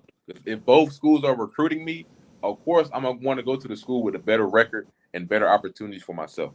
So I can see a lot of people going to Central. I haven't heard too much about the transfer portal yet, but I do see that increasing for them once the season starts. Yeah, now Central, I think North Carolina Central up to this point is now the class of the MEAC. When you return your quarterback, and the quarterback just happened to be the best quarterback in HBCU football, the onus is on you to win every MEAC game. And really, if we were to do a North Carolina Central's schedule breakdown, I missed the other one, but I would have them win all 5 of their MEAC games. I don't think there's any reason they should lose to any of these MEAC opponents. I think their non-conference is much tougher. And given the fact that this team has proven that they are the best HBCU Division I football team coming into this season, they're going to have a totally different mindset than some of these other schools. And they're really looking at the MEAC like it's lunch. Mm-hmm. I don't see any reason why Davis Richard doesn't think he could throw for 300 on either of these teams that are in this division. I just don't see it. Every game that they lost last year in the MEAC was a winnable game. Yeah. And if they lost it, you lose to South Carolina State on the last play after I drove down 80 yards in a 2-minute span to throw an interception. Now, that play could change the whole season, right, as far as win and loss record. But I think for players, though, players remember these things. Players know they should have beat people. Players know that team should have been lunch. So the next time they come around and play them, they look at that team a little bit different. And I think we could kind of see some of the attitude that Jackson State was having towards the SWAC. We think about disposition and how teams are looking at other teams. I think Coach Trey Oliver and these North Carolina Central Eagles are looking at everybody else like they're lunch. And I just talked about the trap game, the game before for Howard. I think this game, after they get exposed by South Carolina State, you run into the big dog and it might get ugly. I could be completely honest. I think at this later stage of the season, you don't want to see Central at the end of the season. You don't want to see these good teams when they're going for their title championship runs. When there's 2 games left and they got to do it against you, they're going to do it against you. And when they pull that trigger, you got to be ready to react. So I think this is a big game for the whole MEAC, probably one of the biggest games in the MEAC this year, other than a couple Morgan State games. So this one could go either way. I'll go with Central today. Tomorrow might be Howard, just given the fact that this is such a big game and all the players on both teams are going to have to show up. Yeah. Yep. Definitely. If I was North Carolina Central, I'm taking everybody lunch money. I don't God. Give me your lunch money. Give me your lunch money. I'll say, Howard, give me your lunch money. I don't care if Diddy went to your school or not. Give me that money. That's what's going to happen when they play North Carolina Central. They gonna get their money taken from them. I'm not sugarcoating this. I ain't gonna try to dance around it. Ooh, they got this and no. They gonna come to Washington, D.C. and take that lunch money and trot back to North Carolina and play their last game and try to go to the Celebration Bowl. That's what's gonna happen right there. FAMU. Yep. Yes, sir. But on that side to this next game, the Morgan State Bears, man. Morgan State. How is we gonna do with the Morgan State? I think me and Kelly gonna flip right. We've been going eye for each one. I got them beating Morgan State. Yeah. That's a big one. Yeah, I got it. That's the only one. I'm like, because every other game I've gone with the opposing team where it's like maybe they could win this or maybe they're not. And every game I've been going with, North Carolina Central. I've been going with South Carolina State. But this last one, I gotta go with Howard. I mean, I don't blame you. Howard has a very good team. They beat Morgan State last year, 35-6. So they've shown that they can do it, and especially on a big stage, because last year they had to win that game to become co-MEAC champions.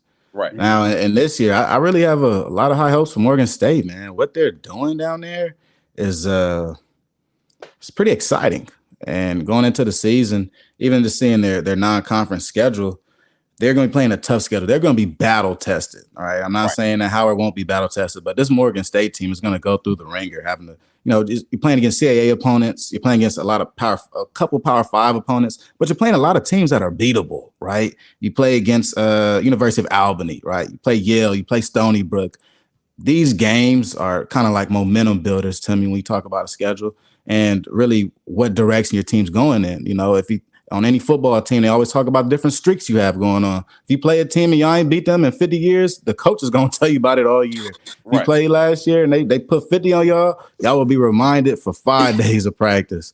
And to me, Morgan State is going to have that chip on their shoulder. And I think they might take Howard out. I got them beating Howard in this situation. I think Morgan State does a very good job in the MEAC next year. I think they could finish as high as second, really, in my opinion. And really in the MEAC, that gives you a chance to be a co-champion. So, hey, go for it. And the biggest question, though, would be Morgan State's quarterback. We don't know who their quarterback is up to now. I think it'll be Todd Smith's transfer just came in. He looked pretty good. Hopefully he takes a spot. But I'll take Morgan State in this game. And I'm pretty lock and shut on that. I like Morgan State in this game. Jordan Toes and what they got on defense. I think it just might be a little too much for Howard. They might be a little too tough. I don't know. Maybe I think Howard's soft or something. But I think Morgan State just might be a little too tough. I don't know, man. That's a good pick. I don't think anything wrong with it. But I don't know. I got Howard on this last one, dog. Yeah, and yeah, Howard is soft. Just to let you know. I'm just go ahead and say it. They no, not they soft. They soft. Well, this last game, senior night. Looking by the state schedule,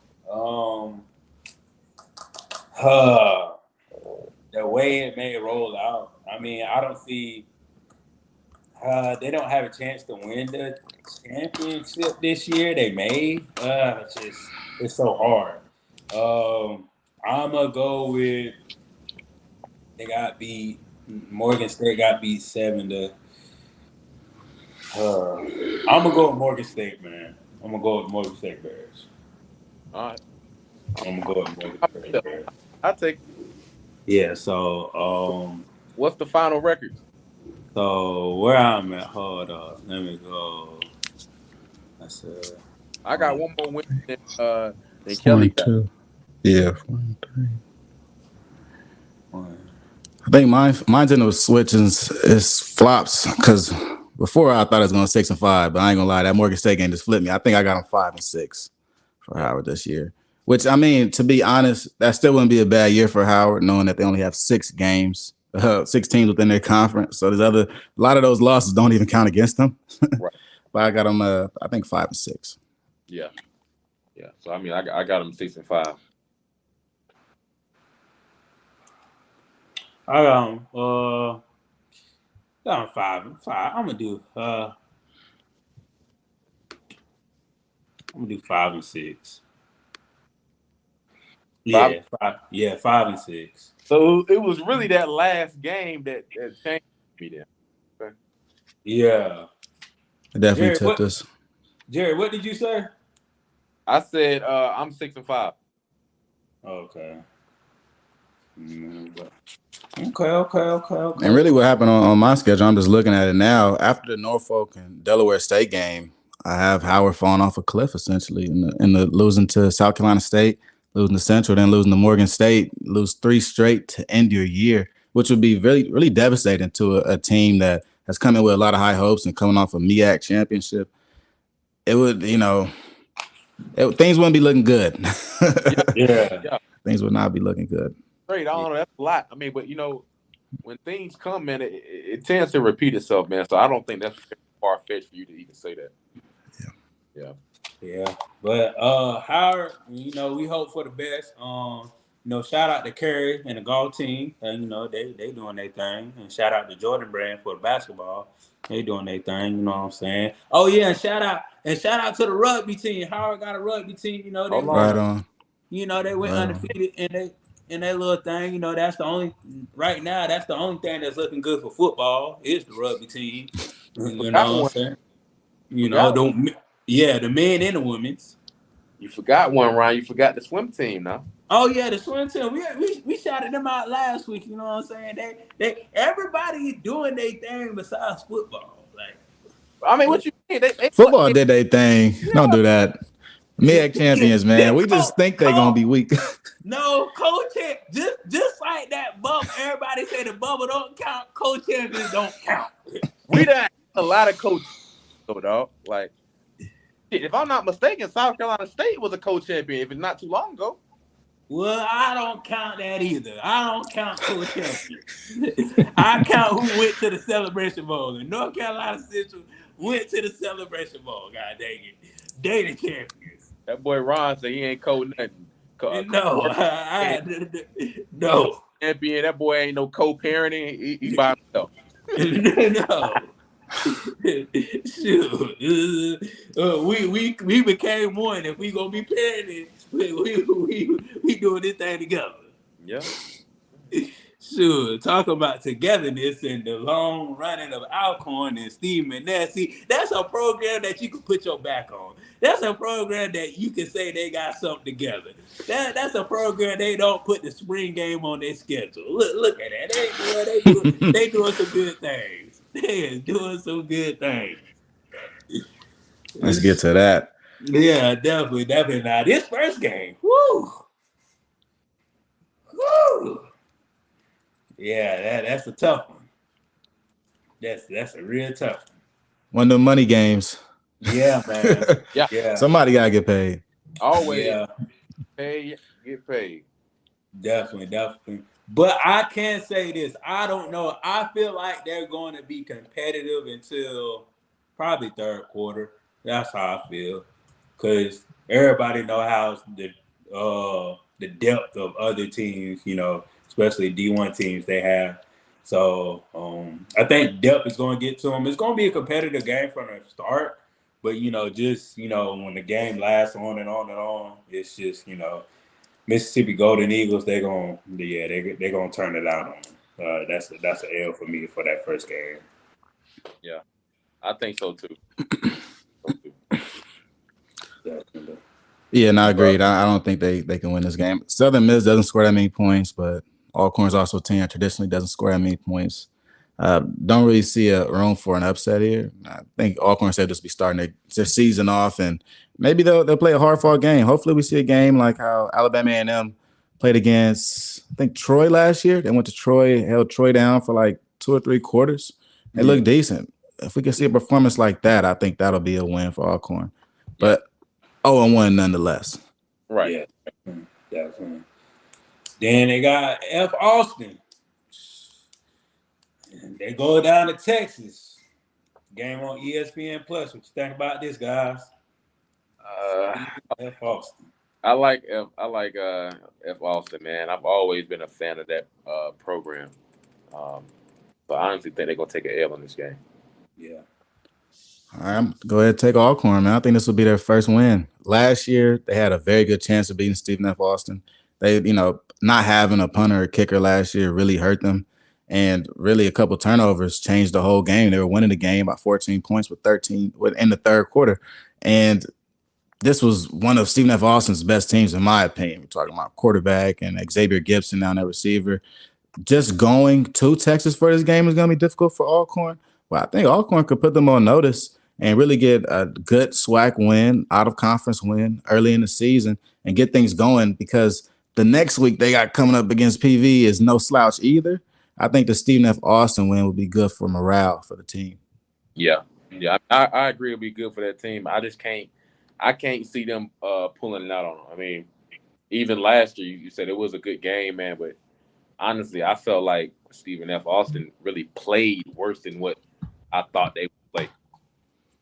They had a down year last year. They definitely weren't top of their conference. See, the Stephen F. Austin team last year really didn't look like a traditional Stephen F. Austin team. They looked beatable, right? Yeah. And I think that kind of works in Alcorn's favor. So nonetheless, it'll be a great game. It's going to be down in Texas. Usually these early SWAC games, non-conference games are always fun to watch.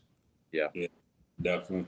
For me, I got Stephen F. Austin. I feel like last year was kind of a shocking to everybody. You know, I think they got what they need as far as Stephen F. Austin. They got what they need. They plug their players in. So I feel like that game. I feel like it may come down to the fourth quarter. It may come down to the fourth quarter. Whoever made the most mistakes. I can say that whoever made the most mistakes this game is going to lose.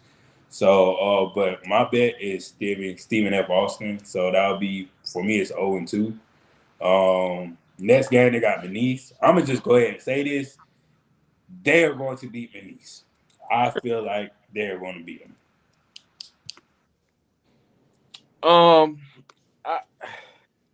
I'm honestly, I've been going back and forth in my head. This game has been like a pinpoint for me of what I think is going to happen. I do think they can beat the team too. I'm agree with you there, Ron. Yeah. Yeah, give me Alcorn against McNeese. Now, look, I'm gonna go ahead and preface this whole schedule with me saying this. All right, I think Alcorn's gonna be one of the best teams in the SWAC next year. I think Tyler Macon, Jarvian Howard, Monterio Hunt, and the rest of those guys really get things going, along with Fred McNair. So I will take Alcorn over McNeese in this game. I think that these two games, Stephen F. Austin and McNeese, if the team does not split them, they'll probably go 2-0 against these two teams. Given the fact that I think Jarvian Howard, who has said off the record that he wants to go for like 200 yards a game. He thinks he can go for 200 yards a game in the SWAC. So I think on the back of Jarvian Howard, some of these games just happen. Right. Some of these wins just get pulled through. Sometimes when your running back is like that, all you got to do is hand the ball off. Yeah. It's like, shit, why haven't we been doing this? Right. So I think Alcorn might come to a revelation this next year where you got a running quarterback, a dual threat quarterback in Tyler Macon. That really makes a defense think, and an all-purpose running back in Jarvian Howard. And you shake things up. And I don't think some of these out-of-conference opponents are really aware of this happening right now and might get hit over the head with it. Yeah, I think McNeese will be the first team to do that. I think that's going to be the start of them, of the role for that season of wins. Yeah. Right. Yeah, right. I feel the same way, man. Then after McNeese, we got Prairie View. Prairie View A&M. That game is not going to be a slouch. That game is definitely. This game right here is a game that's going to go down to the wire. I just feel like I think Menair's going to prep his team from that McNeese game to this game, and I feel like he's going to get another W after this game. So McNair is going to get his first SWAC win against PV. Hey, Bridges, throw Alcorn's schedule up on our screen share. We still got Howard on here. You said Alcorn? Yeah, we only got. Yeah, this Alcorn. Oh, it's frozen. It must be frozen. Yeah, but I only see Howard's on here right now. Hold up. My bad, guys. Ooh.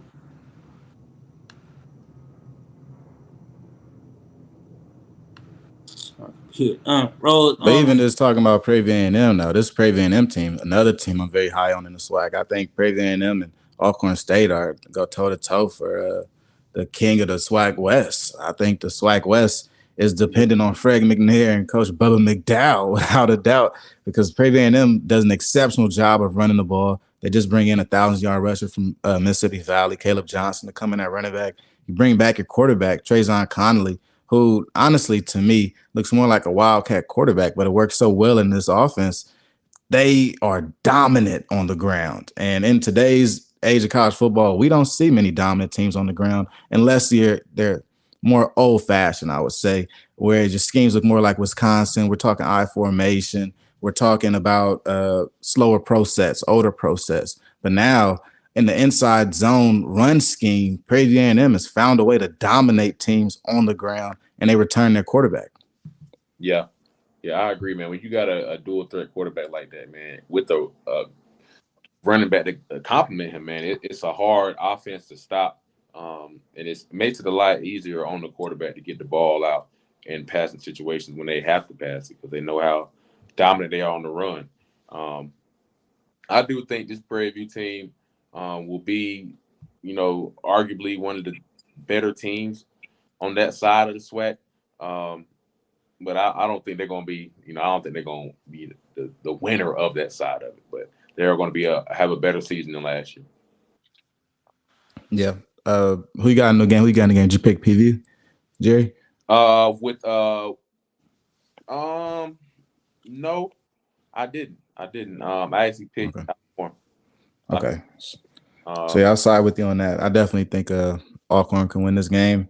I think this game, just like how we spoke about the Howard and North Carolina Central game in Week 10, it's going to be a big game. I think this will also be a big decider in the SWAC when you go back and look on the season.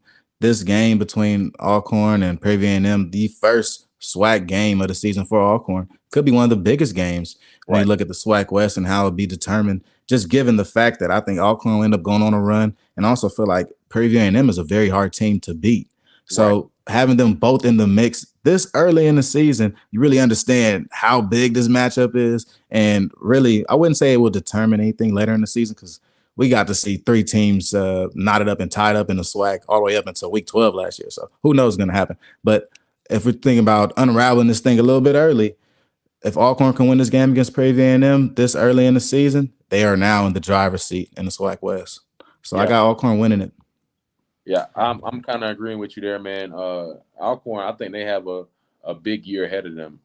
I expected more from them last year, just historically speaking of where they usually end up.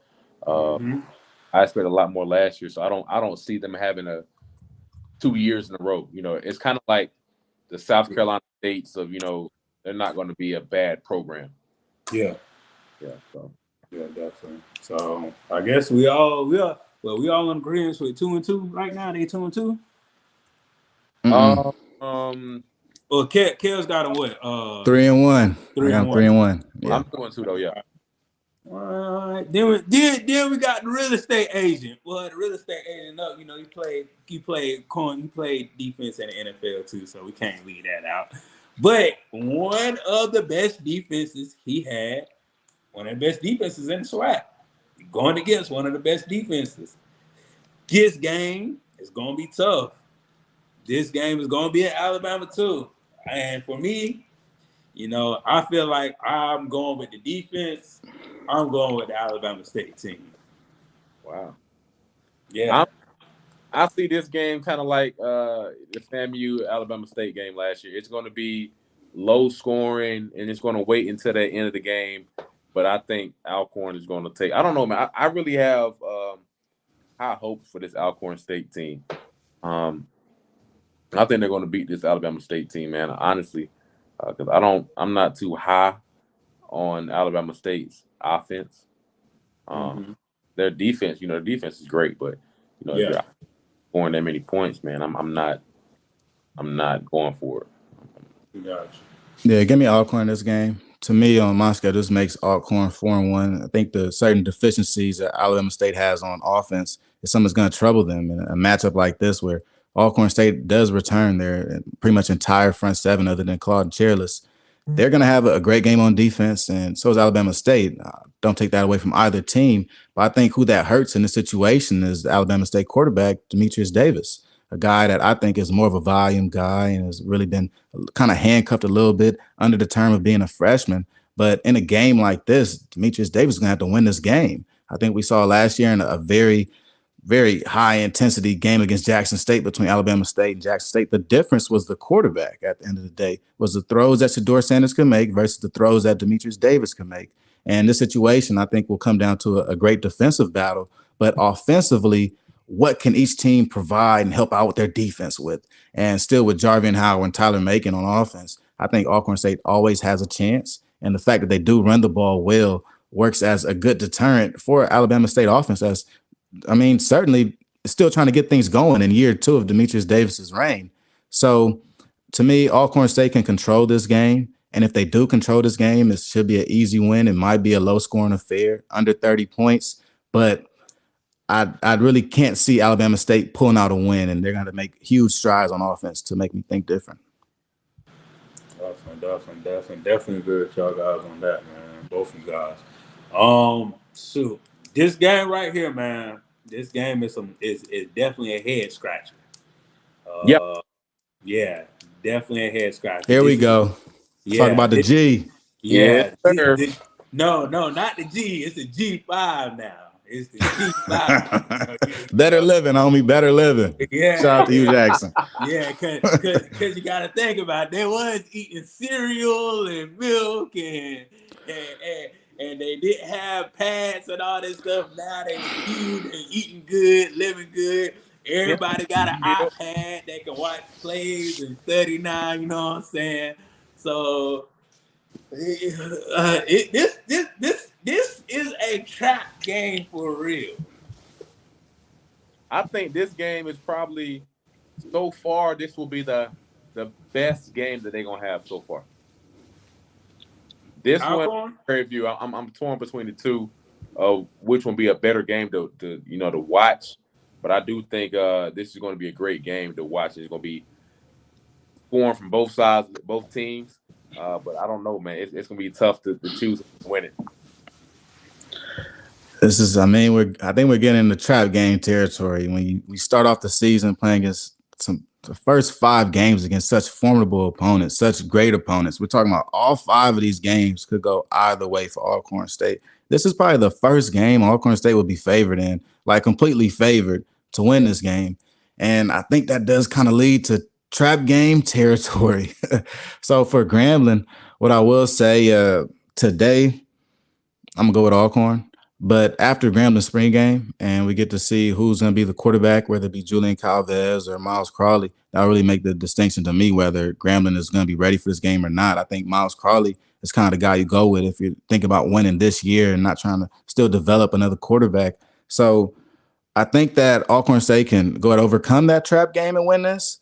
But I will say this is a trap game. If anything is ever a trap game, coming to your 6th game at home against a Grambling team who didn't play very well last year. And then if you look past this game, you got Arkansas Pine Bluff, one of the worst teams in the SWAC, and next Mississippi Valley, second worst team in the SWAC. I spoke about earlier how players talk about different teams and how they played against them the last year. Well, Alcorn State, they're pretty decent against both of those teams. I think they actually lost to Valley, actually. But they played pretty well against most of the SWAC, and I know they're looking at those games like licking their fingers. So usually you can see a team or players look past teams. If they look past Grambling, look past the G, it's going to be some problems. Yeah. I agree, man. I do think, even though, the spring game, man, I think Grambling's team is going to be a lot different in the fall. I think the spring game is going to be, they look all right, look about the same. But I think once the fall comes and those recruiting guys, those guys they recruit over the summer, once they come in, I think this Grambling team is going to be a lot better than what they showed last year. I think he's pretty good at recruiting, man. I think his ideas of what he does to recruit, it works in this day and age. But I do think I'm still gonna go with Alcorn State as well. But hell, man, I don't know. I have to see once how Grambling's doing. I think they're gonna do a lot better this year. Yeah, Jerry, I feel the same way with you. I feel like Grambling gonna do a way, way better job than last year. This is Hugh's 3rd season. Yep. So I feel like he got everything what he needs now. There's can't be no excuse. It really can't. Like he does have no excuses this season where he can't, get some high quality wins. But at the end of the day, we're talking about McNair. Like he proved us over and over again that he can win these situational type games. Right. He can win these trap games that we call it. At the end of the day, this game is going to be down to the last second. If not the last second, this game is going to go to overtime. I already know how this game is going to really play out. Gosh. I give that win to Alcorn. This gonna be their third win against Grambling State going into the bye. Mm-hmm. That's how I feel about that. Yeah, on my schedule right now, Alcorn State is red hot, red hot fire. 5-1 right now. It ain't going down no time soon. Yeah. In these next two games, you got UAPB. I mean, UAPB is a good team. They fight until the end. Everybody, I feel like UAPB is just a couple of players away from being a really good team. They had the facilities, they had everything going for them. They just don't have that ideal coach that can bring those high quality recruits in and coach them all the way through the fourth quarter. I think that's really both of these teams' problem that we see with UAPB and Mississippi Valley State. Both of these teams, they play to the end. They fight until they, give the chance to win a game. It's just, they don't have that edge at the end of the day to, play with these other schools. So, I just, both, I feel like, Alcorn going to get 2 wins against UAPB and Mississippi Valley State. So you saying the coach the problem? I'm not. It's a combination of the coach and the players. At UAPB? At UAPB and Mississippi Valley. I say they just got new coaches this year. Shout out to new coaches down there. I'm talking about the past. That's what Okay. Yeah, like they've been in position, like just like when they played Mississippi Valley, just like when they played Jackson State, they were in position to score. They just made mistakes. They didn't do what they're supposed to do. They didn't execute well, and that comes with coaching too. I'm not gonna lie, man. I feel like these 2 games, both of these teams, their problems is a little bit deeper, man. It's hard to recruit in these areas, man. Like you get people to go to Arkansas, Pine Bluff, Mississippi Valley. If you're not historically doing well, you find yourself digging a deeper hole. So I'm not going to say it's on the coaching staff or the player. I think it's just hard to get, especially in this day and age of the transfer portal. Not going to get a lot of guys go to Arkansas. Gotcha. Valley. Yeah. Well, I mean, last week, I know you guys spoke about, tuned in, you guys speaking about like long rebuilds. I think these 2 programs are in for long rebuilds. I do like what Mississippi Valley has brought in at Coach Kendrick Wade and really his staff that he's brought in. But I think these things take time, given the fact that where they are, like Jerry said, and the fact they haven't been winning is a hard sell to other players and prospective students. Now, I think it's going to take for them to bring in a class or 2 of guys that are their type of guys, Mississippi Valley type of guys, UAPB type of guys that love the school and play for the school with honor when they put the jersey on, they put those colors on and just want to win. I think that's kind of what it takes. And it's very hard to find those type of guys. I think early on in a lot of different coaches' careers at new schools, you might find a lot of guys that are faking it. Some guys that just want to use your school to get a better position or get a better scholarship from a different school, a bigger school. So you may see a lot of people just flipping in and out, coming this semester, leaving next semester. That's what makes things very tough. Now, for this Valley and UAPB team, I think they have 0 chance when it comes to playing Alcorn State. I don't think they really score many touchdowns in this situation either. With a new coach, new quarterbacks for both teams, like it's almost like what can you expect at this point? So I think that Alcorn State, according to my record, they're 5-1 going against UAPB. I think they smack down on UAPB, go 6-1, and they smack down on Valley, go to 7-1. Yep. I think that at this point in the season, Alcorn takes advantage of these 2 new coaches, 2 new programs, and show them what it's like to be in the SWAC. Yeah, definitely. So Jerry, I know you agree with all that. So yeah, I'm on the page 100%, man. Yeah. I think if you took the combination of both of these scores from this game, it would not outweigh one score of the Alcorn State versus Pine Bluff game. So that's how I'm feeling. It's tough. Oh God, kill 2 birds with 1 stone. That's all I gotta say. Kill 2 birds with 1 stone.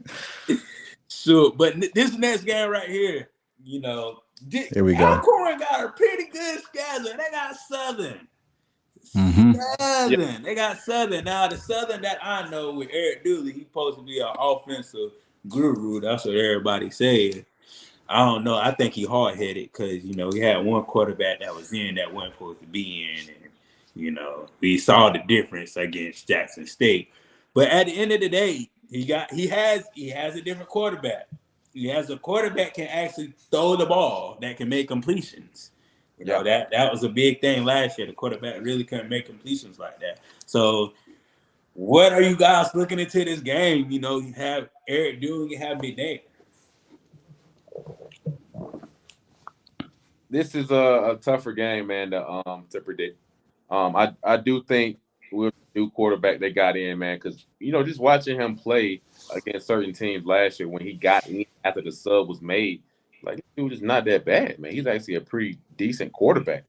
Um, Mm-hmm. a lot better at throwing the ball than the guy they had in before. So I think this team takes leaps on the offensive side of the ball. When it comes to passing the ball, we both know that that's the number one way to score the football in sports. You got to have a quarterback that's passing the ball. So I do think this is going to be a tough matchup for Alcorn, and I know, man, I'm leaning towards Southern on this game, but it's hard for me to choose. I think I'm gonna go Southern right now. All right. Well, this is a game right here. This is one of the games, and it has been for as long as it's been a matchup. But I think that in this year in particular, this is the game. An Alcorn schedule where you have some of your toughest SWAC opponents at the end of the year really makes things interesting because we saw the past 2 years with Alcorn, even when they would beat a good team, the next week would also be just as tough opponent. And sometimes they would lose the game. They couldn't put together games and put together wins. And sometimes in football, that's the biggest characteristic of a champion. When you can put together wins, develop win streaks throughout the year, and use your momentum to win other games. So in this position here, I have Alcorn sitting at around 7-1. This game, we do this sometimes too. This game is a wobbler, okay? Because Southern could also be coming into this game riding on a high, and they're a very good team itself. Now, the difference, I think, will be in depth as far as these two teams. Now we're talking about later in the season. Injuries can't happen. We can never predict injuries, never. And we don't wish injuries on anybody. But this late in the season, injuries can happen. Things can change. Now, looking at Southern and their position now, after their spring game this past week, Coach Eric Dooley came out and said that the quarterback, Harold Blood, would be the starter if the season started today. And that's a team with very deep quarterback room, and he chose one of the only returners to choose as his QB1. So just thinking about that and thinking about week 8 or 9 in the season, how that could change, this could be a different Southern team than we envisioned going into the season. And as Bridges mentioned earlier, just with Coach Eric Dooley's decision-making at quarterback, we're not really sure who's going to be the quarterback. We're not really sure what he really wants. And of all these quarterbacks, none of these guys are really of the dual threat ilk like Bayshawn McCray was last year. So it isn't, straight firing when you're trying to figure out who's going to be the quarterback there. So give me Alcorn in this situation because I've been with Alcorn all through the season. I think it's going to be a very big year for them. This is a bounce back year for me, for Coach McNair. And I think if Southern can't figure out that quarterback issue, Alcorn gonna help them figure it out very fast. Definitely.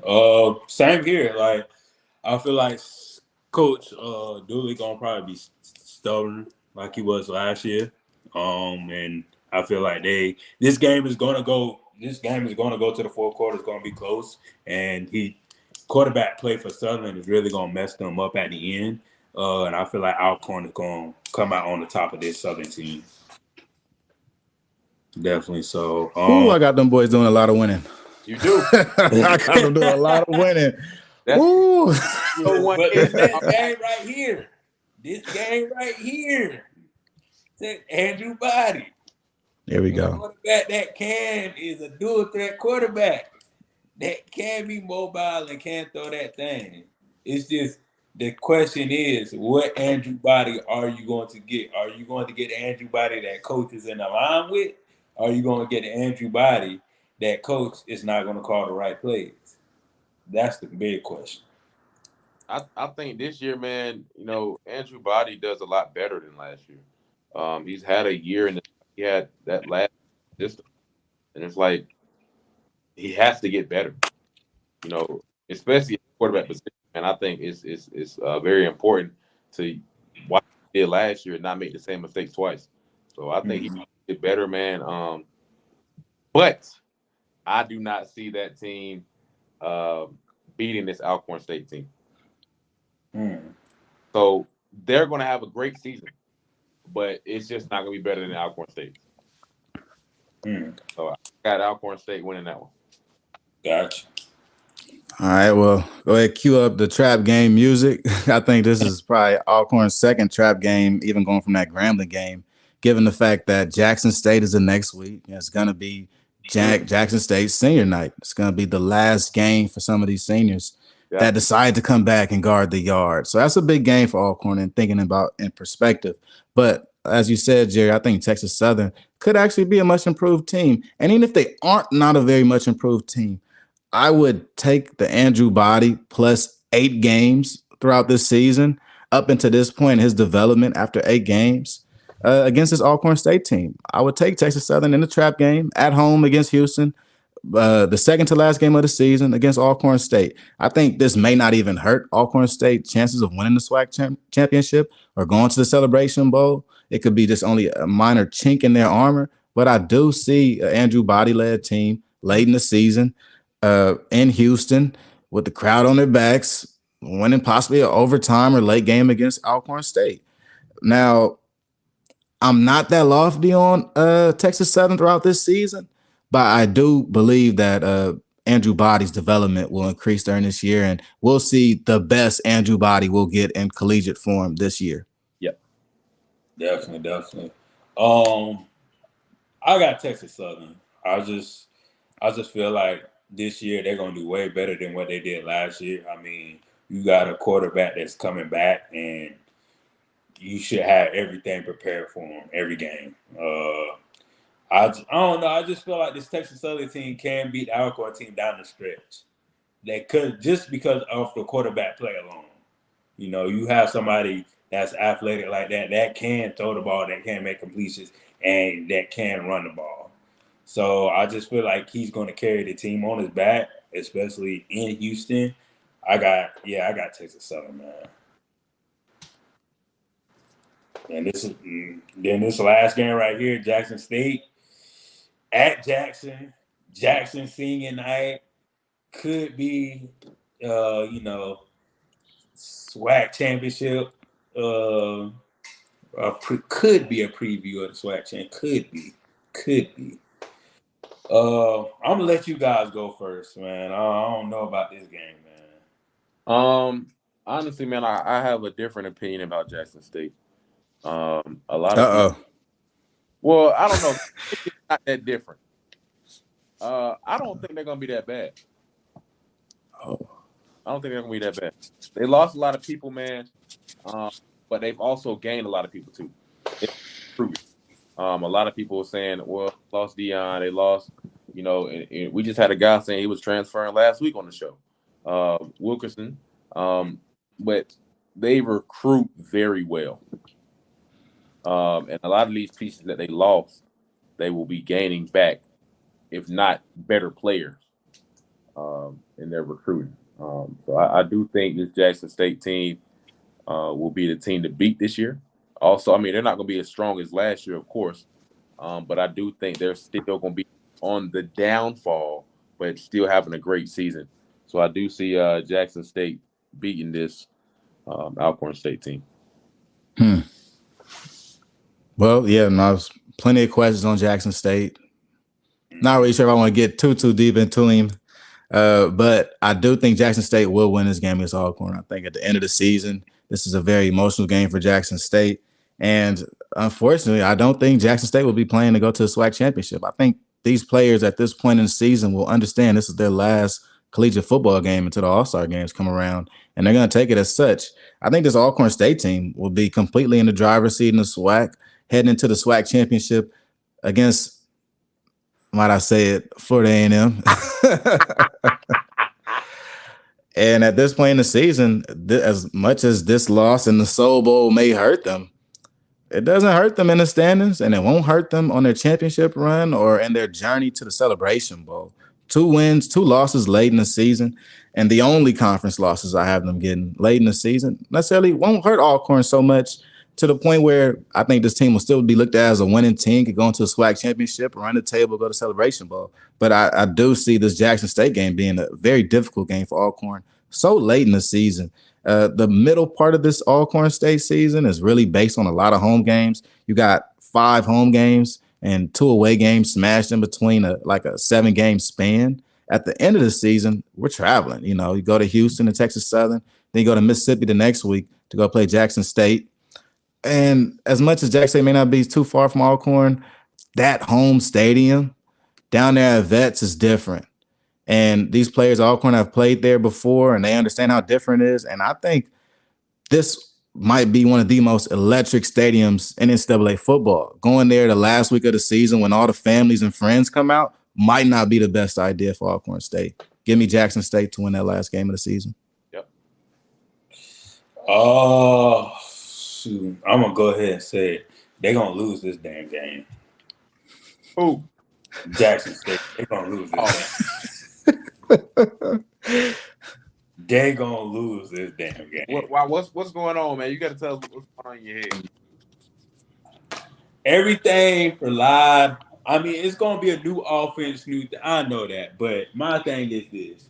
At the end of the day, we had Savion came on the show. And when he said he was out, that running game totally changes. Yeah. You don't have a 4-down back. You don't have a back that's it's 3rd and 4 or 3rd and 2, and you know he's 9 times out of 10, you know he's going to get that first down. Or it's 4th and goal on the 2-yard line. You know he's going to get in the end zone. That running game changed for Jackson State tremendously. And it's hard to find a back that can contribute like that in any level of football. Any level. It's hard. Fam, you still trying to find a Bishop Bonnet. That's a different style, though, dog. It may be a different style, but at the end of the day, it's hard to find a back that can contribute to your offense. I mean, I'm just saying, the running game is very important. And if you lose somebody like that and you was expected them to stay and they enter the transfer portal, now your offensive scheme change up. Now your game plan change up. Because you only know that your running back is like that when he's battle tested.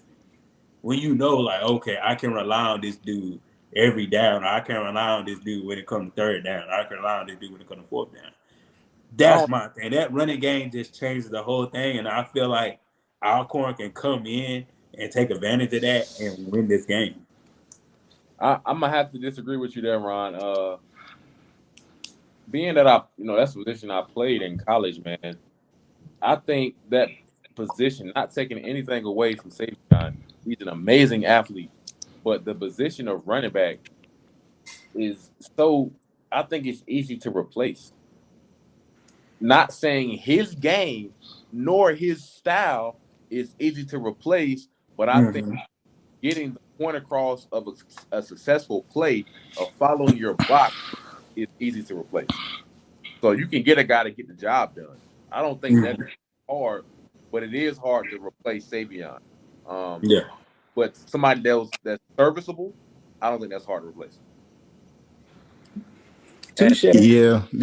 I just say that I think Savion Wilkerson, along with Shane Hooks, too, 2 guys for me, at least for Coach Prine's program, were program builders. You know, guys that not only were here for 1 year, then just transfer here to go here for a semester, or guys are supposed to stay and help build this program. Now, I will say Jackson State has brought in other program builders, guys like Esaias Guthrie, that are definitely pillars of a good football program.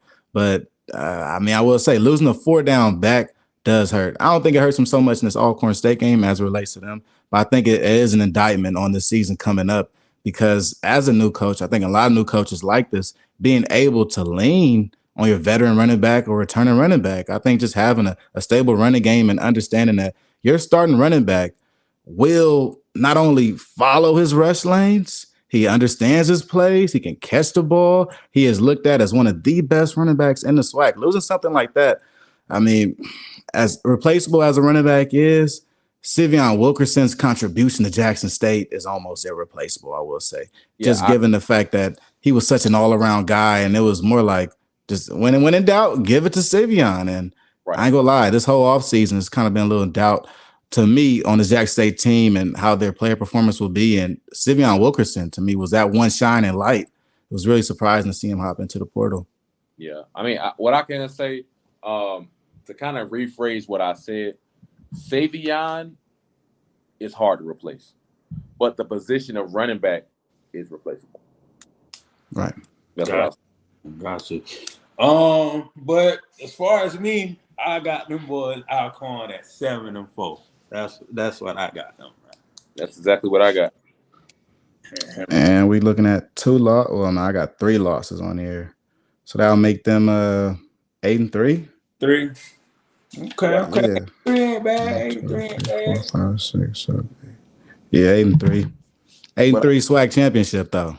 Okay. SWAC. There we go. I got them coming out the SWAC West.